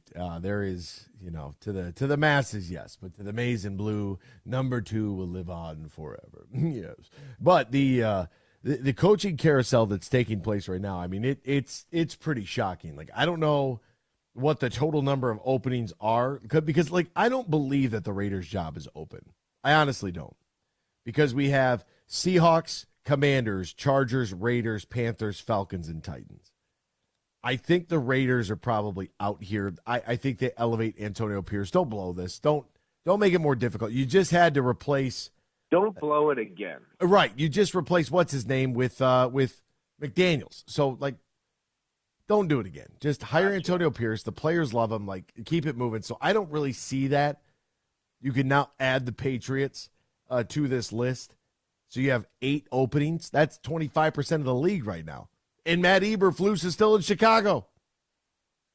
Hey, listen, Patriots, if you need a coach, there's a defensive coach that's really turning heads here with the team in the playoffs. It's going great. He has ties to New England. I believe his name is Patricia Matthew. Never heard of him. I believe his name. Yeah. Yeah, New England fans, you deserve hell. I'm sorry. You got heaven for a quarter century as a football fan. You deserve 6 straight 0-16 seasons. Yeah, right. That would be just beautiful to see. So we have 8 openings, 7 if you take out the Raiders, because I firmly believe that they'll elevate Pierce to the head coach and be done with it. That's where Harbaugh's going, right? That's what the internet has said. Yeah, I mean, I could see Chargers. When the Chargers job opened up, that one to me, he's a California guy. That team is a little bit more ready-made to compete right now. So Chargers, I could see. Any of these other teams, like I just don't. I don't believe. And I'm not believing anything until I actually see, like, hey, Jim Harbaugh's interviewing. And even then, I'm not going to worry about it because we've gotten caught up with that. The fan base. I don't really, but the fan base and then the haters as well. They get so caught up in the fact that Jim Harbaugh takes phone calls from NFL teams. Why are you worrying about something you can't control? That's first off. Secondly, it's going to work out however it works out. Whenever it works out, we'll talk about it. But if Jim Harbaugh got a phone call from every single NFL team with a vacancy at head coach right now, it wouldn't bother me one bit. If people want to tell me like, oh, yes, it does. Yes. No, it really doesn't. It doesn't bother me. If you're a really good college coach, NFL teams, even when he was interviewing with the Vikings, I didn't make a big stink out of it. If he goes, he goes. Like, we don't have any control over it. So why are you worried about it? Like, why are you in your personal life doing God knows what today, worried about where Jim Harbaugh is going to go coach football? Like, it's a flipping of the script how it's been throughout his career at Michigan. When he was first doing it, or wanted to draw interest early on, it was like, I feel like Michigan fans like, you know what, it's not working out the way we thought it would. Please go. Or we're just tired of the rumors, or just how about you ignore that and focus on your team? And the last 2 years, it was, man, it feels like we're getting so close. How could you be taking interviews right now? And then they're like, sign your contract and make sure that you can't have another NFL team call you as long as you're contracted here at Michigan. A non-compete clause. Yeah, a non-compete phone call clause. Like, to me, it's just ridiculous. It really is. Like, we don't have any control over it. So stop worrying about it. And if he interviews with all of my alleged 7 vacancies, maybe he even interviews with the Raiders. Why wouldn't you pick up the phone? He doesn't like. Do you believe that in your heart of hearts, wherever you were at, Michigan fan, I'm speaking to you, Michigan fan, diehard Michigan fan, do you believe that you love Michigan football more than Jim Harbaugh? Honestly, do you think that you care more about that team than Jim Harbaugh? I would say you're nuts. I don't think Jim Harbaugh is going to pull the rug out and leave in the middle of the night without the organization being in good shape. And some people say, well, what about Minnesota? Minnesota didn't hire him, so it didn't matter. Yeah, but it doesn't matter. They didn't hire him. He came back and won a national championship. It's over. What's the best spot you could leave Michigan in as reigning national champions? Deal's done. Mission accomplished. Right. Like, I know you said it this week where you're like, you know what? I'm at peace with it because look at what we have to look back on now. Not unfinished business, not the T-shirt off with his football over his head, not signing of the stars. What you have to look back on is 3 straight Big Ten titles, 3 straight wins versus Ohio State, and a national title. Like, the whole narrative has changed in a very short time in his 7 years, 8 years there. Goes back to the old Al Davis quote, right? Just win, baby. I mean, it really does. Winning cures everything. And my biggest fear, and I said this when it was taking place, and I stand on this, my biggest fear is if it didn't work out with Jim Harbaugh, what was going to, like, it's never going to work out. Like, that was my biggest fear. When he couldn't beat Ohio State, and then he finally got over the hump in 2021, and they finally beat him at home in the snow, glorious game. And then went to their place and beat him again, and then brought him back here, then beat him again, right? It was like, you're not, if you can't get it done, if you can't get to the playoff, if you can't win the Big Ten with this guy that loves Michigan football, I don't know who comes in and saves the program. That was my biggest concern. Because that, and like, Harbaugh was no slouch of a coach when he got here. Like, he did good things at Stanford. He was great in San Francisco. It was more mind-boggling that he couldn't do it here. He was great at San Diego. Shout out to the Aztecs. Like, he was great everywhere he went. And you're right. And maybe if, 2016 doesn't happen, JT was actually, ruled down where he was supposed to be. maybe that, who knows? Who knows how it all plays out? I can't worry about it. Like, it is what it is. So for a Michigan fan that's all bent out of shape, and I know that there are some fans listening right now that are probably thinking, how could Bellino be saying this right now? AB, how could you do this? I'm not turning my back on anybody. I'm just at peace, and I will always be at peace for because other people. Anthony's about to go to the Meyer in Ypsilanti today and look at the national championship trophy. That's what he's doing. I will not be doing that. Today is my mother's birthday. I will be going to dinner with my mother. I might be doing it because it's right down the road from my other job. So I might go see what the line looks like over there. Yeah. Like, yeah, why not? Like, that's cool. Like, all right. Like, yeah. And it's weird that it's going to be there at Meyer and then it's going to be at Walmart. Is that real? Yeah, that's what they released. They're doing a little Ann Arbor tour, then the parade Saturday, and with an event at Chrysler Saturday night. And the Saturday night Chrysler thing will be on BTN if you want to watch, starting at 7. We are going to introduce every single player on the team. Are you working that? Oh, yeah. Every single player. Well, every grad assistant. Oh, everybody. I'm like, managers.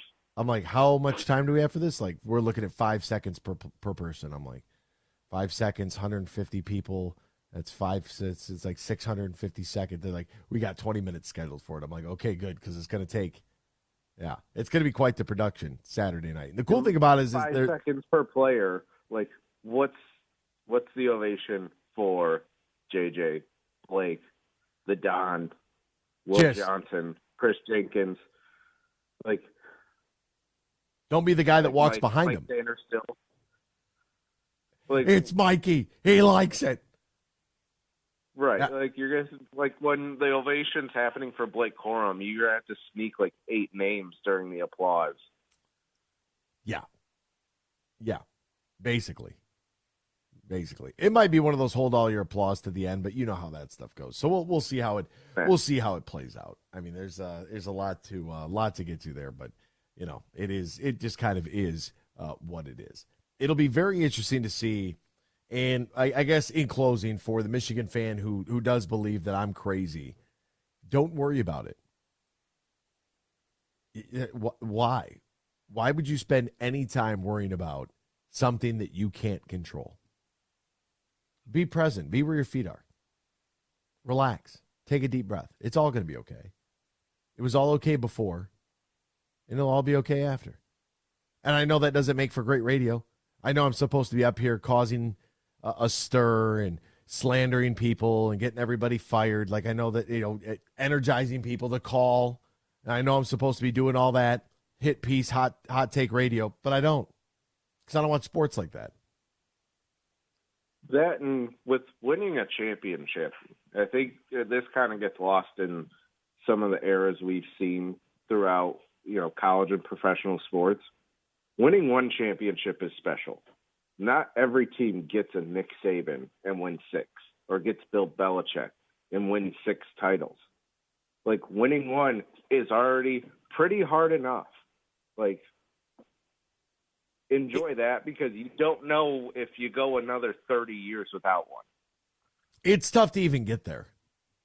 And it'll be a little bit different now with the expanded playoff, the way that it should be. So, okay, great. But it's still going to be tough to get in. And you're still going to have to play damn near perfect football. And the conference is adding 2 to 3 quality teams with Washington, Oregon, and USC. UCLA is just kind of there, whatever. That doesn't really matter. It'll be fun to go out to the Rose Bowl every other year, whatever the case may be, to go play them. But to be honest with you, UCLA brings nothing to the Big Ten of substance. 0. Maybe they'll be good men's basketball. Probably not. And there you have it. I think the government for UCLA having to tag along for that. Yeah. Because UCLA was a package deal. A joint operation, as we like that, from JSOC. They called down and they said, both of these guys have to go. Outside of that, you enjoy it and enjoy this moment, and we were all here for it. And you're national champions in football. It gets to happen. You've now seen 2 national championships in football and a national title in basketball over the course of 40 years. Like, that's pretty special. It's pretty special. Not everybody wins one. Not everybody even gets there. If you can sustain it and win a couple, get back there, that's great. If, you take a little bit of a dip and you got to compete, a little bit differently for the next couple of years, like that's okay too, because we all had this magical season that no one can ever take away from you. So whether Jim Harbaugh picks up the phone for all 8 vacancies or none of them, I wouldn't stress yourself out about it. There's no way that you love Michigan football more than that guy does. It's impossible. It's impossible. All right. I do have this question too I want to pose. Speaking of coaching vacancies, and you think Jim Harbaugh is going to get called, that might make you nervous. Fair. Ben Johnson and Aaron Glenn have both been requested by 3 different teams. And my question to you as a Lions fan, this might seem like a little bit of a no-brainer, at least from my perspective, but who are you more fearful of losing? Ben Johnson or Aaron Glenn? Because for me, it's hands down Ben Johnson. Like, that to me is the guy. It's like, if we lose him, how do you keep up the current pace of this offense? That's where I have questions. That's what I'm worried about. And so right now you got to trust Dan Campbell because, originally it was Anthony Lynn that came in as the OC, and he moved on and made the correct hire. So if Ben Johnson decides to move on, which Carolina, it's not going to happen. You tried it once. He doesn't like you. Like, stop stalking him, all right? Leave him alone. But you just got to trust Dan Campbell. And Dan, we trust. And Brad, we trust. Yeah, I feel the same way. They're going to make the right call. Aaron Glenn's interview requests are Washington, the Chargers, and Tennessee. Ben Johnson's are the same, plus Carolina. I can't even imagine anybody wanting to step foot for that Carolina job. I don't get it. Why would you want to work for that guy? I just cannot. Like, don't chase money, chase management. That's what they say. Like, you go somewhere that has good quality management and the money will come. That's what they say. If your management is chaotic. Surprisingly, out of those 4 teams listed, I don't know the Chargers ownership that well. Spanos. Washington might be the most appealing job just because it's new ownership. And it's a guy who's owned multiple teams. So it's like before Washington was the most toxic job. And then David Tepper stepped into Carolina and goes, hey, watch this when Dan Snyder's gone. I'll take over.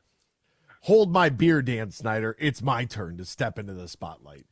Well, he did hand the beer over. You're right. He did not say hold it. He said, here, take this.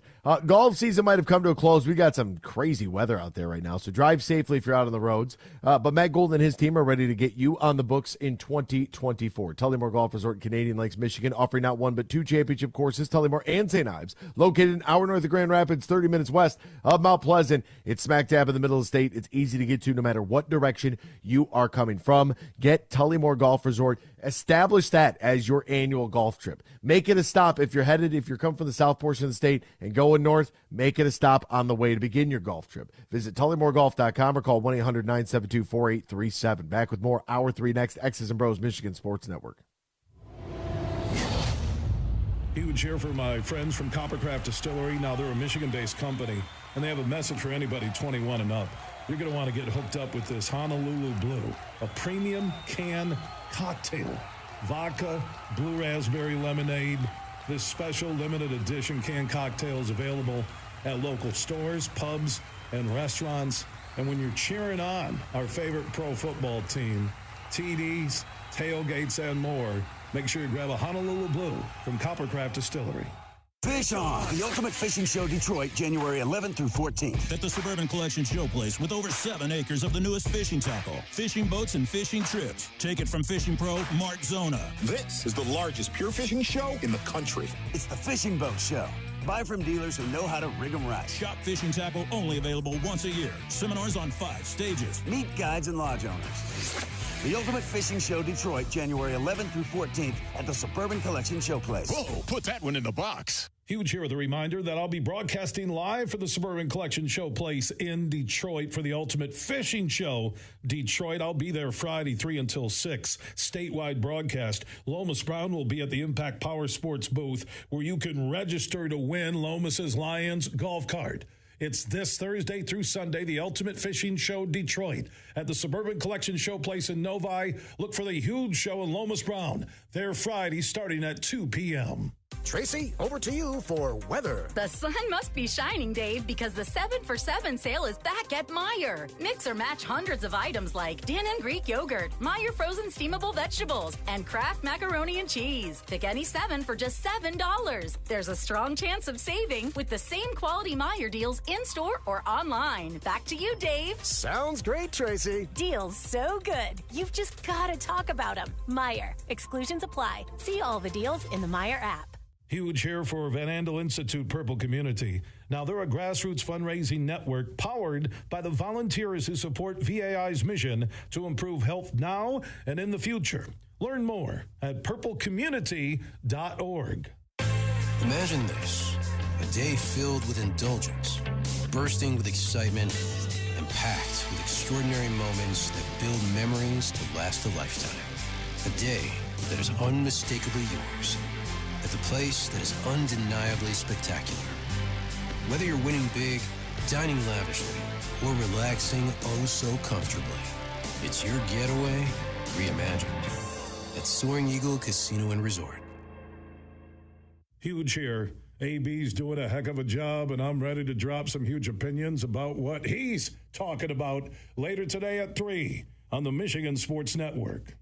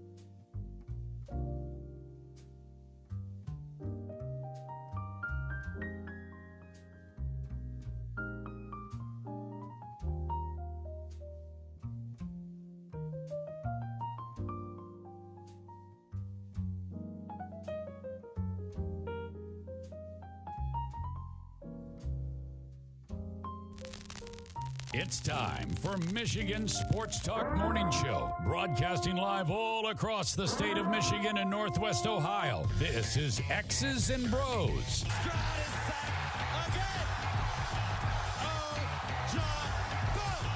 Swings it out to Sadiq Bey. Gets Benny in the corner. To Abdul-Rahman at midcourt. Extra pass. And it goes for the win. The three-pointer by Jordan Poole. Here's the give. Walker. Kenneth Walker. Touchdown. Smart. Goff's got it. Back. Looks. Throws. Ends up. Yes. Caught. Touchdown. Detroit Lions. They did it. Amon-Ra St. Brown in the receiving end. Sends one to deep left center field. Back it goes, and that ball's out of here. A grand slam from Miguel Cabrera. He's got 2 goals. Larkin in on goal. Scores! His first career hat trick in his 7th season for Dylan Larkin. Here's your host, Anthony Bellino. Rise and shine, folks. Welcome back here. X's and Bros on the Michigan Sports Network. Good thirsty Thursday morning to you, no matter who you are, where you are, how you may be listening all across the great state of Michigan and in Northwest Ohio and worldwide on the iHeartRadio app. We say good morning to you. We welcome you. We thank you. We appreciate you. And, of course, we encourage you. Join the program at any time. Text the keyword Sports Radio. Send that to 21,000 Sports Radio to 21000. Holler at us in the Myers Supercenter guest line, 866-838-4843, 866-838-4843. Our guy Freddie is on hold this morning. Good morning, Freddie. Paris has been waiting all morning for your call. How are you, my friend? Paris, what's up, my man? How are you? We got to get you back over there, man. I miss you. But he told me he works farther now. He's got a different job, or a different area. Yeah, he was sent to East Lansing. He's at Detroit Metro this morning. And he's up at like 4. I don't know how he gets up at 4 in the morning and does that, but he was outside at Detroit Metro. So he's gonna need to be warmed up with a little goulash, Freddie. That's what he needs. I hope he's wearing his Michigan State gear if he's out in East Lansing. I hope not. Chance to get that up? I hope not. Yeah. I hope he's accountable, and I hope he's out there, doing what he needs to be doing. They need some fans. Come on, give them a break. They need some fans. It's been a down year for them. Even 2024, it's been bad for them. Ryan, I'm sorry. I'm going to start taking shots at Michigan State now. No, you won't. I can't take too many shots at Michigan anymore. They're winners, man. I got to tell you. Listen, I'm going to say one thing positive about Michigan. You ready? Yeah. For all those people that now, I might have misunderstood you. Now, you said you would be at peace now that you got the national title and Jim Harbaugh left. Did I hear that correctly? Because I was taking my daughter to school and I wanted to make sure I heard that correctly. Yeah, I'm always okay if anybody wants to do whatever they want to. Even when he was fielding the calls with Minnesota. Last year, it just kind of is what it is. I don't understand why people get so, worried and upset about it. Well, I will say this for the people that think Sherrone Moore would be great. And if Jim Harbaugh leaves, let him go. I would not recommend that because Sherrone Moore won the games when Jim Harbaugh wasn't there, but don't tell me Jim Harbaugh wasn't coaching those games and telling them what to do. There's no way Jim Harbaugh didn't tell him to run 40 times at Penn State. So Sherrone Moore didn't make that up. So don't wish, and I'm saying I'm being positive. I mean, the Big Ten's going to get pretty tough now with all these other teams coming in, and you just don't. If he doesn't want to go, then you don't push him out because it's going to really be you're going to win when Jim Harbaugh is there. He's just a different kind of coach, man. It's just part of the Michigan fan base that is nuts. Jim Harbaugh is a great coach. After what he did this past 2 weeks, he's probably in the top 3 to 5 head coaches in all of football. That goes pros and college football. That's a debate for another day. But right now, the existing coaches in football, I think he's in the top 3 to 5 right now. With Saban and Belichick gone, there's no doubt in my mind he's in the top 3 or 5. Now, real quickly on the Lions before I get to the Pistons. I've been saying this for a while. Aaron Glenn, Ben Johnson, I get it. I'm not convinced they're going to be great without Dan Campbell. Dan Campbell's the one that stirs the pot, and that's the one that makes it all happen. But there's a guy, I'm telling you, that they should consider looking into is Hank Fraley. Hank Fraley reminds me of Dan Campbell. He's done great things with the offensive line. I think he would be a really great head coach, something to consider. Lastly on the Lions, Anthony, I'm part of this, so I can't really complain too much. We're out there egging on Matthew Stafford online. We're seeing it all, right? I'm the one that put out golf owns Ford Field, I'm starting to get worried. The more we start going after Matthew Stafford, the Rams are going to show up and really give it to us. I'm starting to get worried. Are you still worried or worried more? No, I wanted L.A. or Green Bay. It didn't matter. It didn't matter who was going to come to Ford Field because I think that there is a certain element of destiny that belongs to this team. I think that Dan Campbell has been able to put that whole SOL paper bag thing away. I really do. And for Matthew Stafford to come here, for us to be able to beat Matthew Stafford for our first playoff win, something that he couldn't do here, I think for a fan base that has been through as much as this Lions fan base has been through over the years, no matter how old you are, whether you're 30 or you're 130, you've seen a lot. And if you're post-1957, we've all been kind of in the same boat. And if they get done what they get done on Sunday, they come out of that with a victory, you're talking about the ultimate therapy, cathartic relief ever. And, so I was listening to a guy, and he was talking about, Michigan going to the national championship and the Lions. He's like some YouTuber or TikToker or something who got sent to me on Instagram. And he's like, I've wanted this my entire life. He's like, I'm 33, and all I've ever wanted, and now I have it in the same season. And this is a lot worse than I thought it was going to be. I thought it would be great. I'm nervous as hell. It was going into the Michigan game, right? So obviously things are different now that Michigan won and took care of their box got checked. But for a Lions fan, I don't feel any stress going into this game. I'm not worried or concerned at all. Whatever is going to happen is going to happen, and I just pray to God that Jared Goff goes out there and puts his stamp on this game because he knows this is it. This is his legacy moment. This is the game for 60 minutes. It's a one and done. Don't pick a bad day to have a bad day like Michael Penix. Like, you have to come out there and put on a performance. Win the football game. Doesn't matter if you throw for 100 yards or 1,000 yards. Win the football game, and you will be vindicated. Yeah, I don't think they're going to put the ball in his hands to win that game. I think it's going to be more running the ball. You might even see more Craig Reynolds.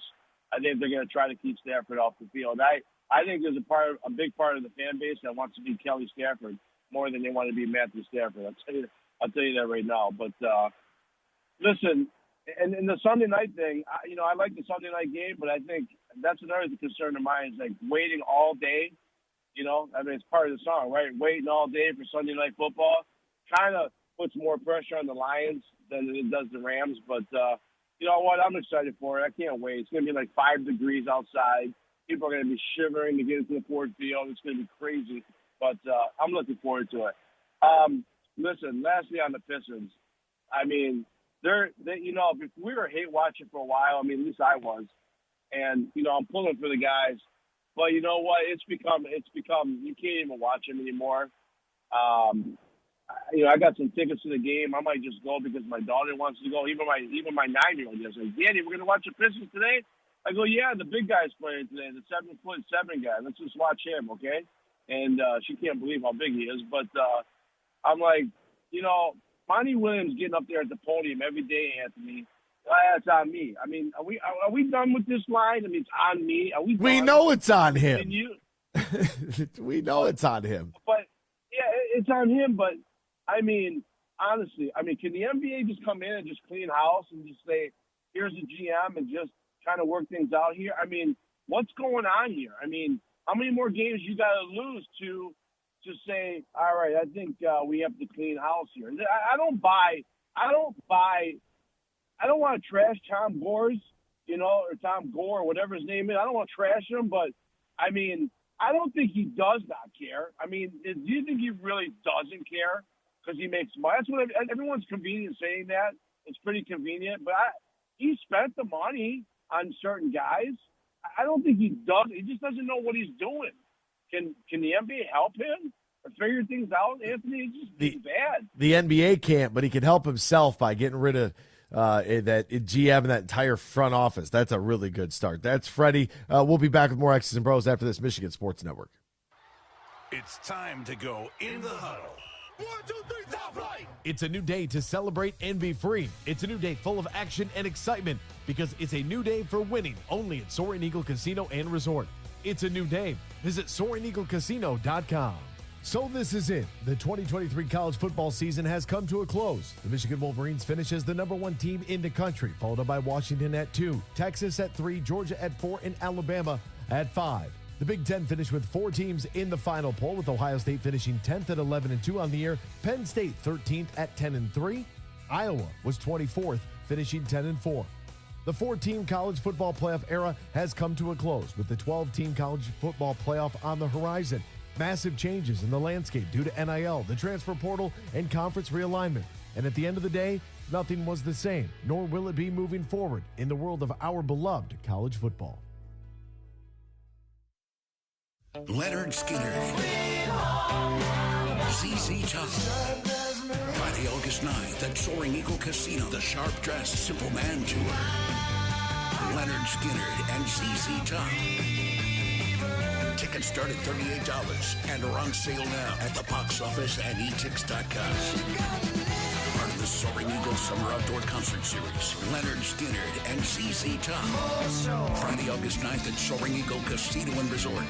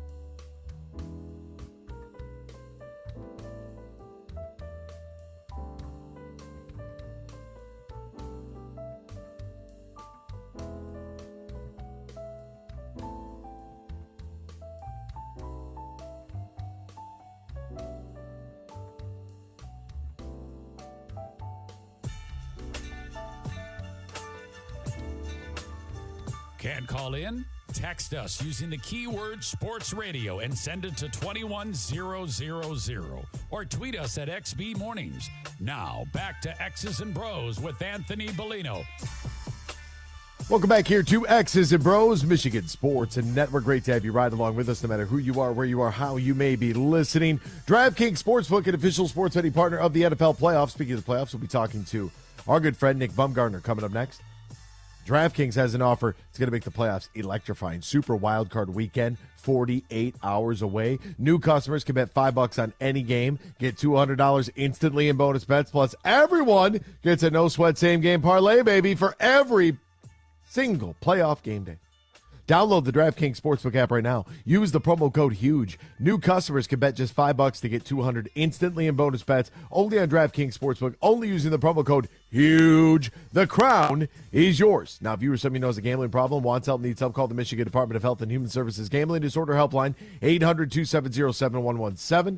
21 plus, Michigan only. Bonus bets expire 168 hours after issuance. Opt-in is required. One no-sweat token issued per eligible day after the opt-in.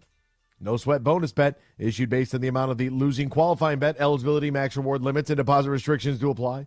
See terms at sportsbook.draftkings.com/football terms. We welcome you back here to X's and Bros. Text the keyword sports radio. Send that to 21,000 sports radio to 21000, or join us on the Myers Supercenter guest line 866-838-4843. That's 866-838-4843.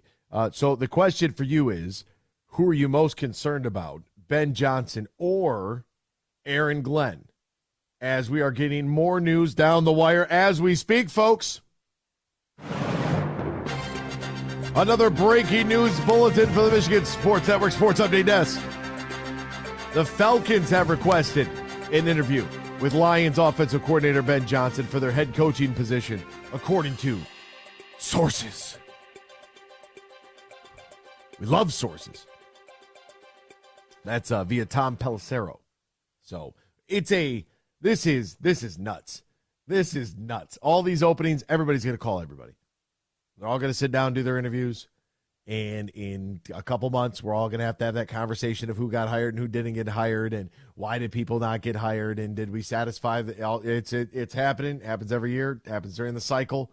I just didn't expect a quarter of the league to be without a head coach. And not only that at the NFL level, but now you have Nick Saban at the collegiate level. And I want to kind of circle back to this because of something I talked about earlier on today's program, that what we have here is a domino effect in the current landscape the way it is in college football, right? With no regulatory body taking control in charge of pay for play that we have disguised as NIL. Sure. I'm not believing that. You don't need to believe it either. We all know what it is.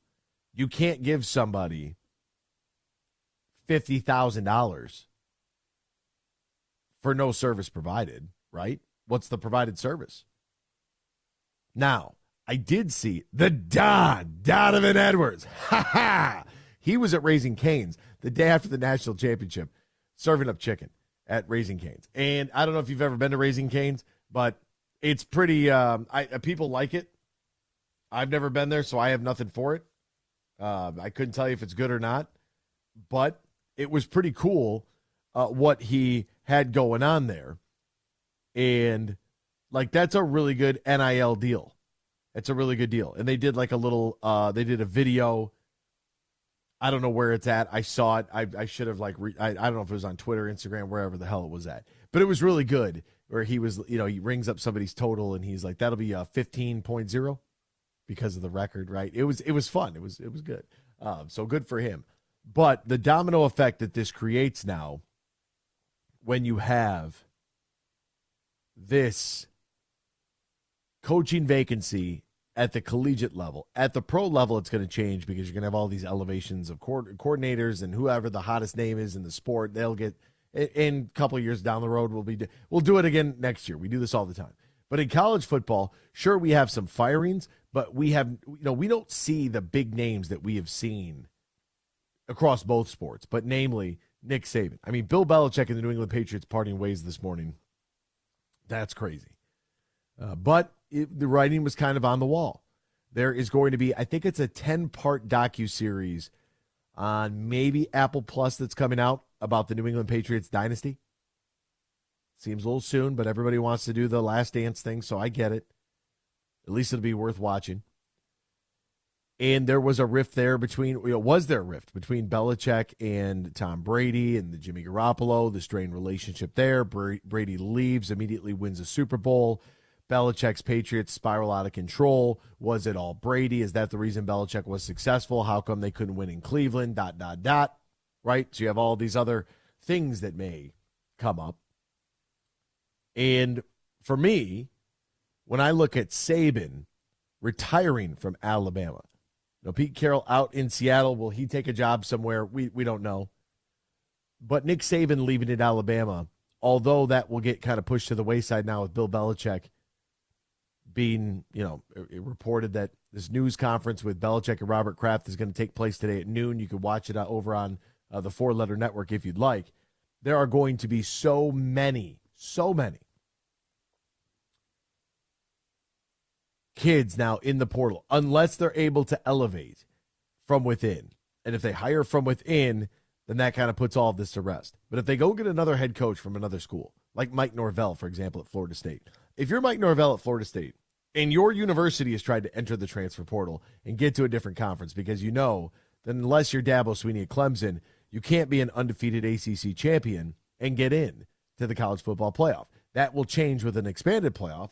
Under the 12-team format, there's no problem whatsoever. Florida State's in, right? We have no beef with that. But how does this change everything else across college football? That is going to be the biggest question for me regarding Alabama and what happens next.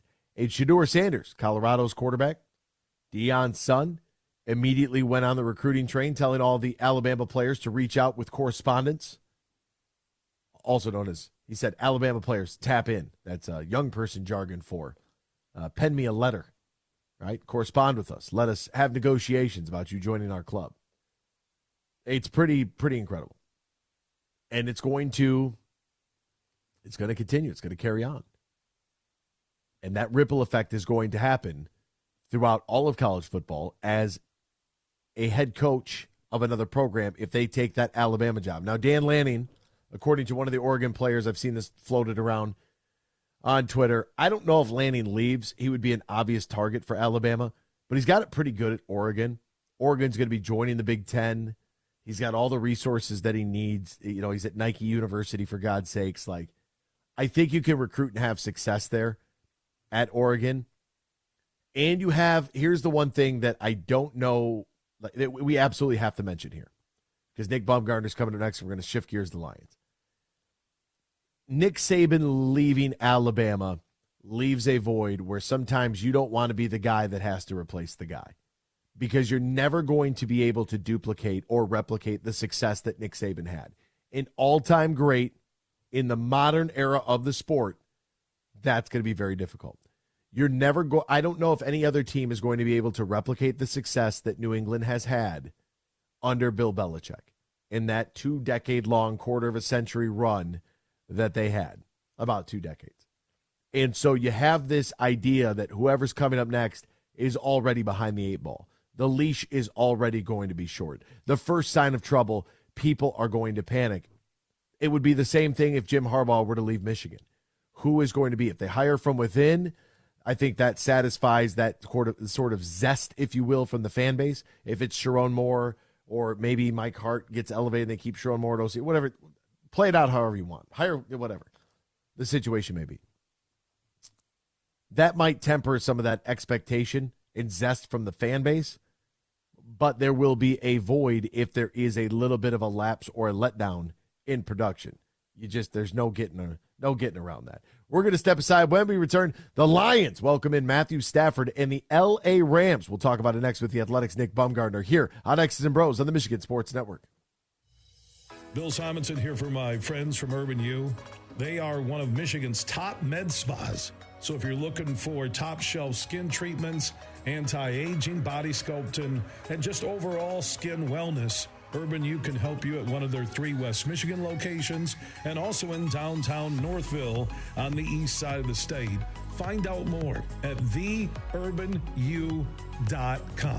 When was the last time you thought about your skin health and wellness? Like I said, skin treatments, anti-aging, body sculpting, wellness, Botox, and more. Let the professionals help you at Urban U. 4 locations in West Michigan. Downtown Grand Rapids, Knapp's Corner. Also in Rockford, their Waxology just north of GR. And you'll find an Urban U in Northville. If you want to discover everything they can do to help your skin wellness, go to theurbanu.com.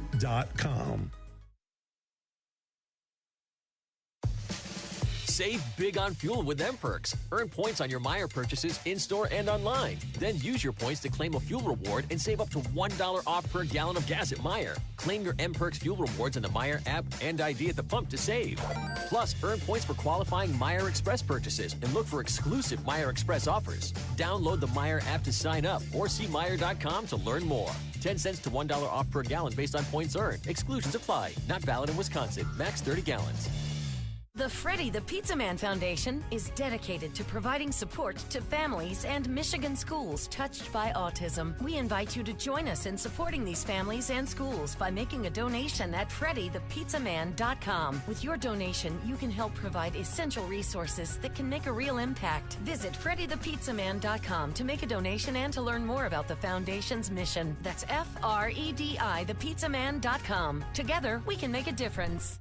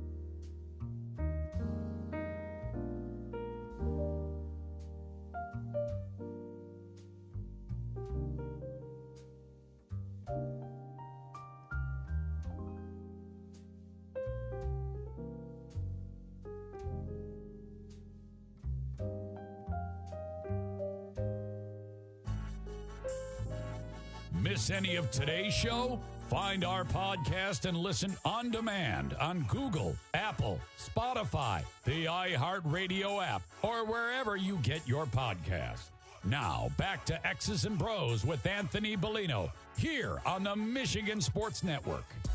Welcome back here to X's and Bros, Michigan Sports Network. Great to have you riding along with us. Although golf season is definitely not, it's not playable right now in January. What you need to do is start thinking about your 2024 trip and plan that at the beautiful Tullymore Golf Resort in Canadian Lakes, Michigan, located an hour north of Grand Rapids, 30 minutes west of Mount Pleasant, featuring not only top-of-the-line golf, but also top-of-the-line accommodations in the perfect space for your wedding event, reception, or group outing. Just got to get your trip on the books so your significant other knows, so she knows that's when you're taking off. That's when you're playing. Once it's on the calendar, everybody knows that's the rules. Visit TullymoreGolf.com, TullymoreGolf.com, or call 1-800-972-4837. That's 1-800-972-4837. Book your stay and play at Tullymore today. That's Ben and Ryan. I'm Anthony. Join us on the horn right now. Senior writer over at The Athletic, covering the Detroit Lions, our good friend, Nick Baumgardner. If you haven't bought the book, Michigan1997book.com. He's got another one in the works, I heard, or at least I'm pushing for it. Nick, how are you, my friend? What's going on, Anthony? How are you? No current Michigan book in the works on this team yet. Let's not start any rumors that can't be stamped out. But I'm doing good otherwise. I'm just trying to add more to your plate, Nick. That's all. I know. Maybe someday we'll get there. Took 25 years for the last one. I don't think it'll take 25 years for this one. I'm just going to say it. Well, that's good. That we can all breathe easily then. Detroit Lions welcome in Matthew Stafford and the L.A. Rams. Kind of like a storybook game here. Sunday Night Football, 8 o'clock on NBC. When I look at this Lions team from a fan's perspective, it didn't matter to me who they played, right? Packers, Rams, roll them out there. It's a home playoff game. Ford Field was going to be electric. So for me, it didn't matter. Was there a team that you were looking at that you thought, it's probably a better matchup for us? Well, I guess. I think the Green Bay, obviously, even though they played really well against Detroit on Thanksgiving, and I think they're playing really good football overall. Jordan Love is playing some solid ball, even though it's not always as consistent as you'd like, but it's usually good enough, and I really like their roster. But, them, I suppose, but I don't, I know that the Stafford thing is this, that is what it is, and obviously the Rams matchup is more difficult than you would like there, but I've got a sense that some people kind of have likened it to being impossible, which I don't really think is fair. Stafford is playing really good football, but at the same time, if you flip the thing around, this is an offense that can score with just about anybody you play, and the Rams still have issues with all the things the Lions do well. So, I was okay with it at the end of the day. I understood why people weren't. But beyond that, the biggest thing I guess I was interested in seeing, and so far it seems like it's been fine, I guess we'll see on Sunday, is how Jared Goff, how he handles this. Not so much Matthew Stafford, but how Jared Goff handles it, because obviously you're looking at a situation where he's playing his former team, but it's more than that. I mean, he's playing a coach who gave up on him completely and totally. Sean McVay did not draft Jared Goff. He inherited him, deemed him good enough, and then deemed him not good enough like overnight. And I know that, he says all the right things, but there's no way that that's not something that is burning pretty deep there. So very curious to see how Jared plays. If he's under control and calm, Jared, then it's going to be just fine because he'll be lights out. But if he's too hyped up, that would be my concern. I am very interested in this as well because, and he talked about, the chip will always be there on his shoulder after how things went down with the LA Rams. And if we get Jared that takes care of the football, I think we're going to be just fine. It's indoors, so we don't really have to, it's just another game at Ford Field, which I think really bodes well for him. But it does kind of feel like there's going to be some added pressure there for him with the weapons that may or may not be available. What do we know about Jamison Williams? What can you tell us about Sam Laporta and availability for Sunday? We'll find that out later this week, I suppose. I don't know too much on that. I'm actually going to go out there today. I think they're going to keep a lot of that pretty close to the vest. Laporta's thing did not look good, right? I mean, I don't know how much, even if he can play, what you're going to get out of him. So, that's one of those things where that was a bummer, right? I don't know what you can even ask, with that one. I think he was out there yesterday at walkthrough, but I don't know what that all means. I'm not sure what they ended up doing with Jamison, but at the same time, I think this is a game where if you can be out there at all, maybe you're out there, and if they can use Sam in little situations, not much, maybe they do that. The one thing I would look for would be, and this has been something they've been working on the last couple of weeks, is James Mitchell is going to get a much higher dose here, I think. And that, that would be the thing. Jameson, we'll see. That's something that it's always a little bit still touch and go with him, and I think you can replace him and be okay. But Sam is a very different situation. I think that Mitchell's played good football the last couple of weeks. He made a really good play. I think it was in this last game, nice catch over the middle. So, he's a guy I think that really needs to step up. They like him a lot, have liked him a lot, and it's been a little inconsistent, but, there's a big opportunity here, possibly. Yeah, massive for him. So let's say that Laporta can't go and JMO is limited at best. Right. Do the Lions, and by the way, I love the idea where Sam Laporta faked like he fell over to catch that touchdown last week, like the fake slip and fall, like the call Sam, like that's a sponsorship deal waiting to happen. Call Sam, dude, acts like he falls over, then gets up and he's wide open. Yeah. Perfectly executed. Well done there. Very creative by this staff. Likes to get a little crafty when it comes down to, players and who's eligible and how they're going to do things, right? Mm-hmm. They're crafty there. But if those guys are limited, how can the Lions offensively beat the LA Rams?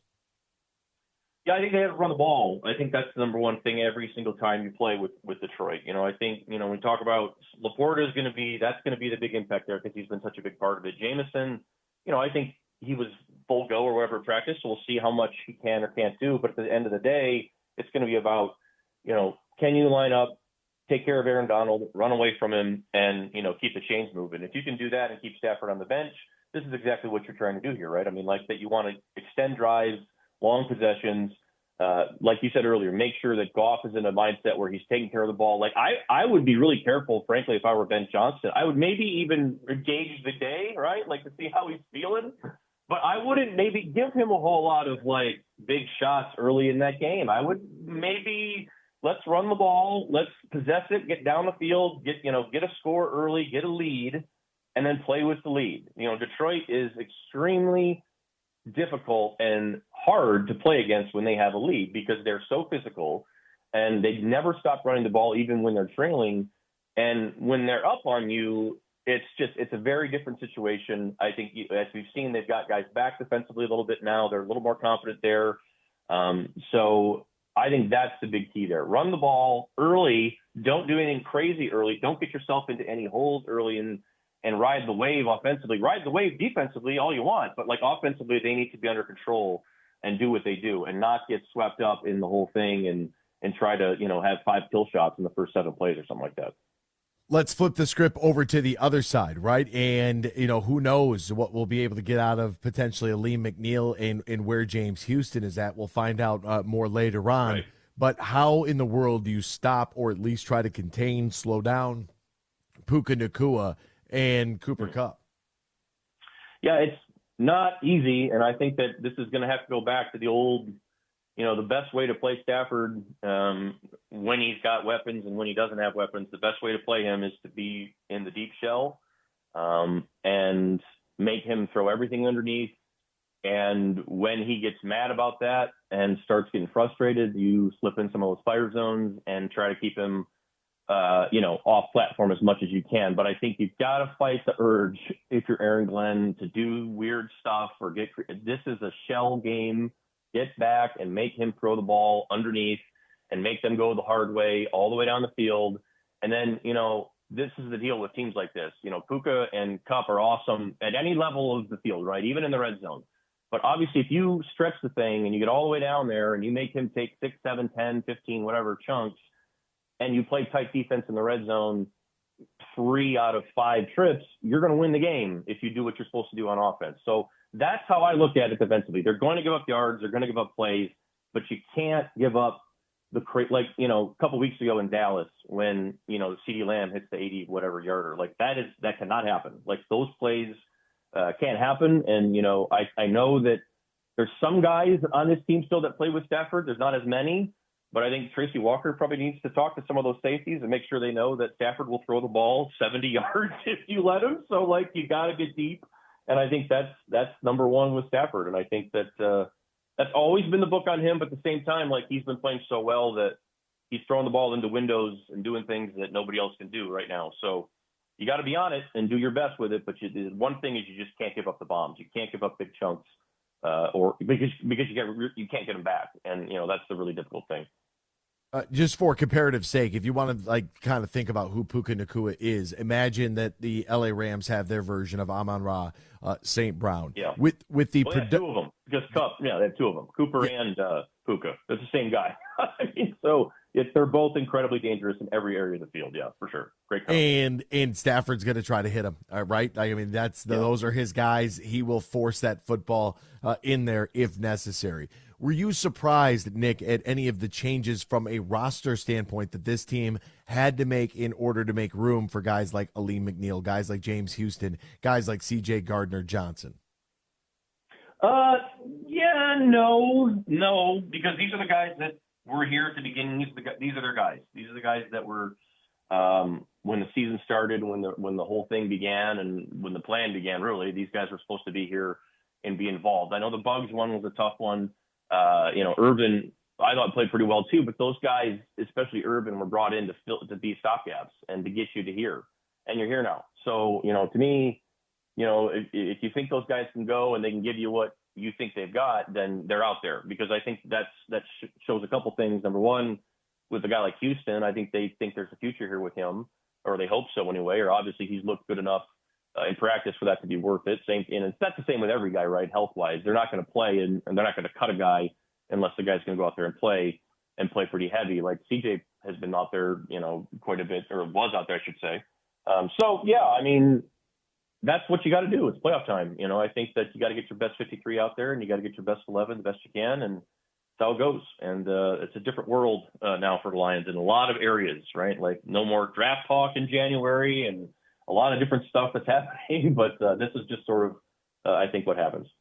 I really did like the last game against Minnesota there inside Ford Field. Although it was loud at times, it was kind of a weird feeling because we're not used to having a game that was quote unquote meaningless, right? Although there is no such thing, but you get what I'm saying. Like nothing at stake, because typically we're out and, it's just like, all right, prepare for the draft. But this year, it's whatever. Yeah. Yeah. Win or lose, we were still going to the playoffs. It was like a completely different feel.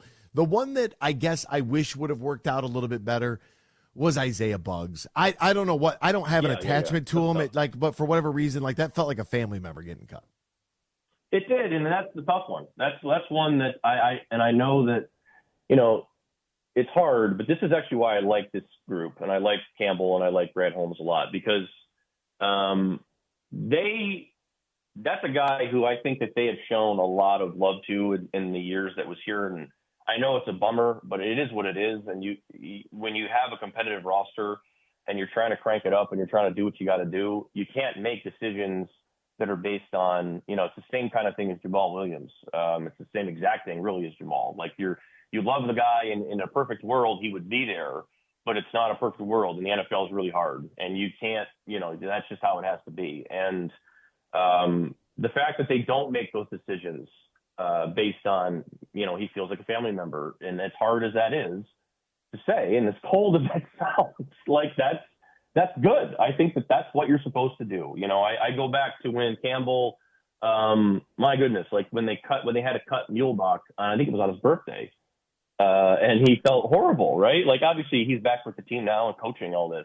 But I remember he felt so bad, but it was just like, well, you did it because it had to be done. Like, he had fallen off and the next guy was ready, and, on we go. And it's just like that. Those are the things that in past regimes here, I wonder about. And those are the things that often keep you from getting to this place. And so those are hard moves to make for sure, but they're also really necessary. And I think that that's also a sign of, they're in pretty good hands here. It is a sign of growth, right? When you're willing and ready to make those really difficult decisions and get your emotions out of it, and just based upon what we see, that is a good sign for the organization. I like the fact that, Nick, you also just brought up that the organization basically in a much different place now where they have to make these decisions, right? And things are now a little bit more challenging because the roster is as competitive as it is. Who needs to have, give me like one guy that you're keying on offensively and defensively. And maybe it's as simple as, hey, the obvious guys, like it's got to be Hutch and Goff, but one guy on each side of the football that has to have a big game for this team in order for them to win on Sunday.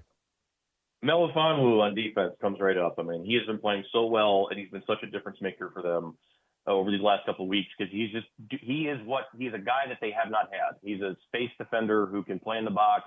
He can help in the run game. He can add to the blitz package stuff, and he's been terrific as a safety. I mean, he's been very good, and that needs to continue. And it's been one of these things where it's like, is that a flash, or is that something that we're going to just now, is that going to happen? Are you just going to be this guy? And if that's the case, then you're looking at a totally different situation, not only, defensively moving forward, but in a game like this against a quarterback who's going to air it out, and a game where you're going to play a lot of safety. So he comes up number one for me on defense. Offensively, if I flipped it around, I think I would say Gibbs and Montgomery. I think that those are the two for me, and obviously beyond Goff, but the two in the backfield, the whole run game all together. I mean, this is why they're here. I mean, the Lions are built to get to this point and then to take teams into the deep water with the run game and drown them. Like, that's what they're built to do. And they're healthy. They're here, the line, and, the backs are there. I don't know if they both ended up at 1,000 yards, but, that's all gone according to plan. And you're here now. So, they have to go be what we think and kind of know that they are, and they can't have a dud. That's really the thing in this game. The Lions win the game if they are who they are and play their football. That's how I look at this, because I think they're a better team than the Rams. But, if you're going to struggle or have, bad series here and there, or somebody holds or whatever it is, and you can't run the ball suddenly for some reason and goes away, then you're not going to have a good day, right? So, that's where it's at for me on offense. It's real simple. It's the best stuff that you're about has to be at its best from now until, the rest of the way here.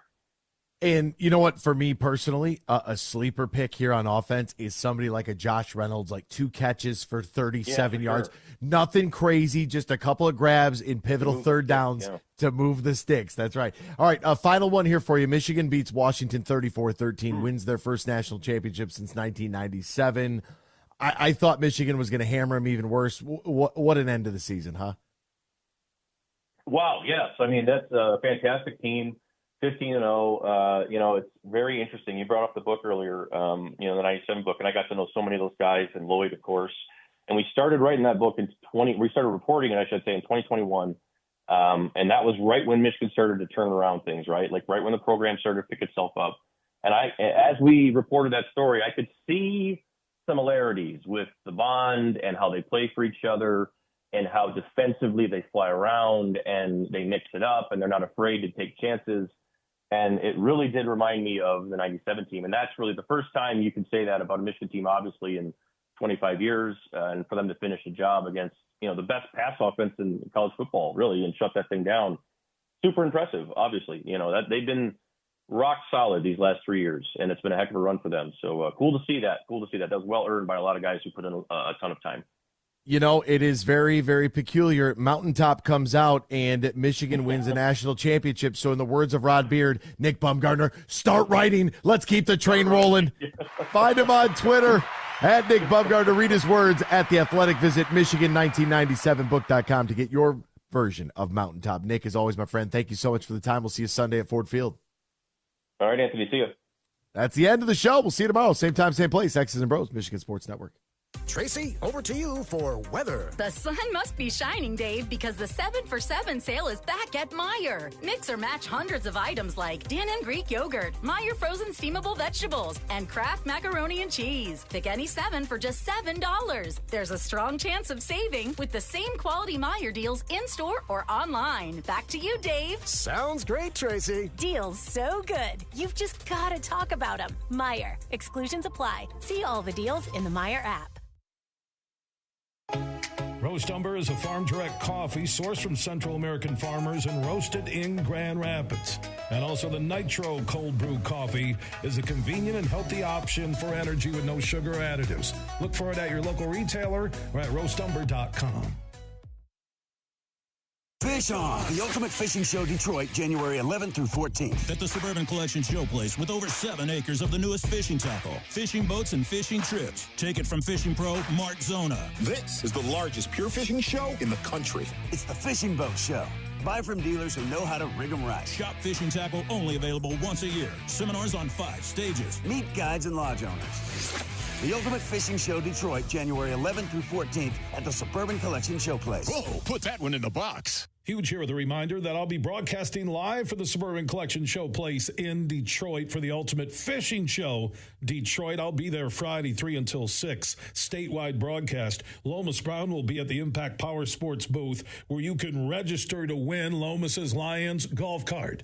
It's this Thursday through Sunday, the Ultimate Fishing Show Detroit at the Suburban Collection Showplace in Novi. Look for the huge show in Lomas Brown there Friday starting at 2 p.m. Welcome to the Drew World Order. Drew Hill, Friday, January 26th at Soaring Eagle Casino. There's a party on this hill. Same show, the soulful bad boy of R&B, Genuine. Ride the pony for a two-stepping good time. Tickets start at $45 and are on sale now at the box office or online at etix.com. Genuine. Drew Hill, Friday, January 26th at Soaring Eagle Casino. They say consistency is the key to success. They weren't wrong. So how about grabbing a beer that's consistently smooth, consistently refreshing, and consistently light? You might just find that the road to success can be pretty enjoyable. Michelob Ultra, the perfect balance of taste and refreshment, and only 2.6 carbs and 95 calories. It's only worth it if you enjoy it. Enjoy responsibly. Anheuser-Busch Michelob Ultra Light Beer, St. Louis, Missouri. Coming up later today at 3 on the Huge Show on the Michigan Sports Network, I'll deliver huge opinions on everything you're talking about.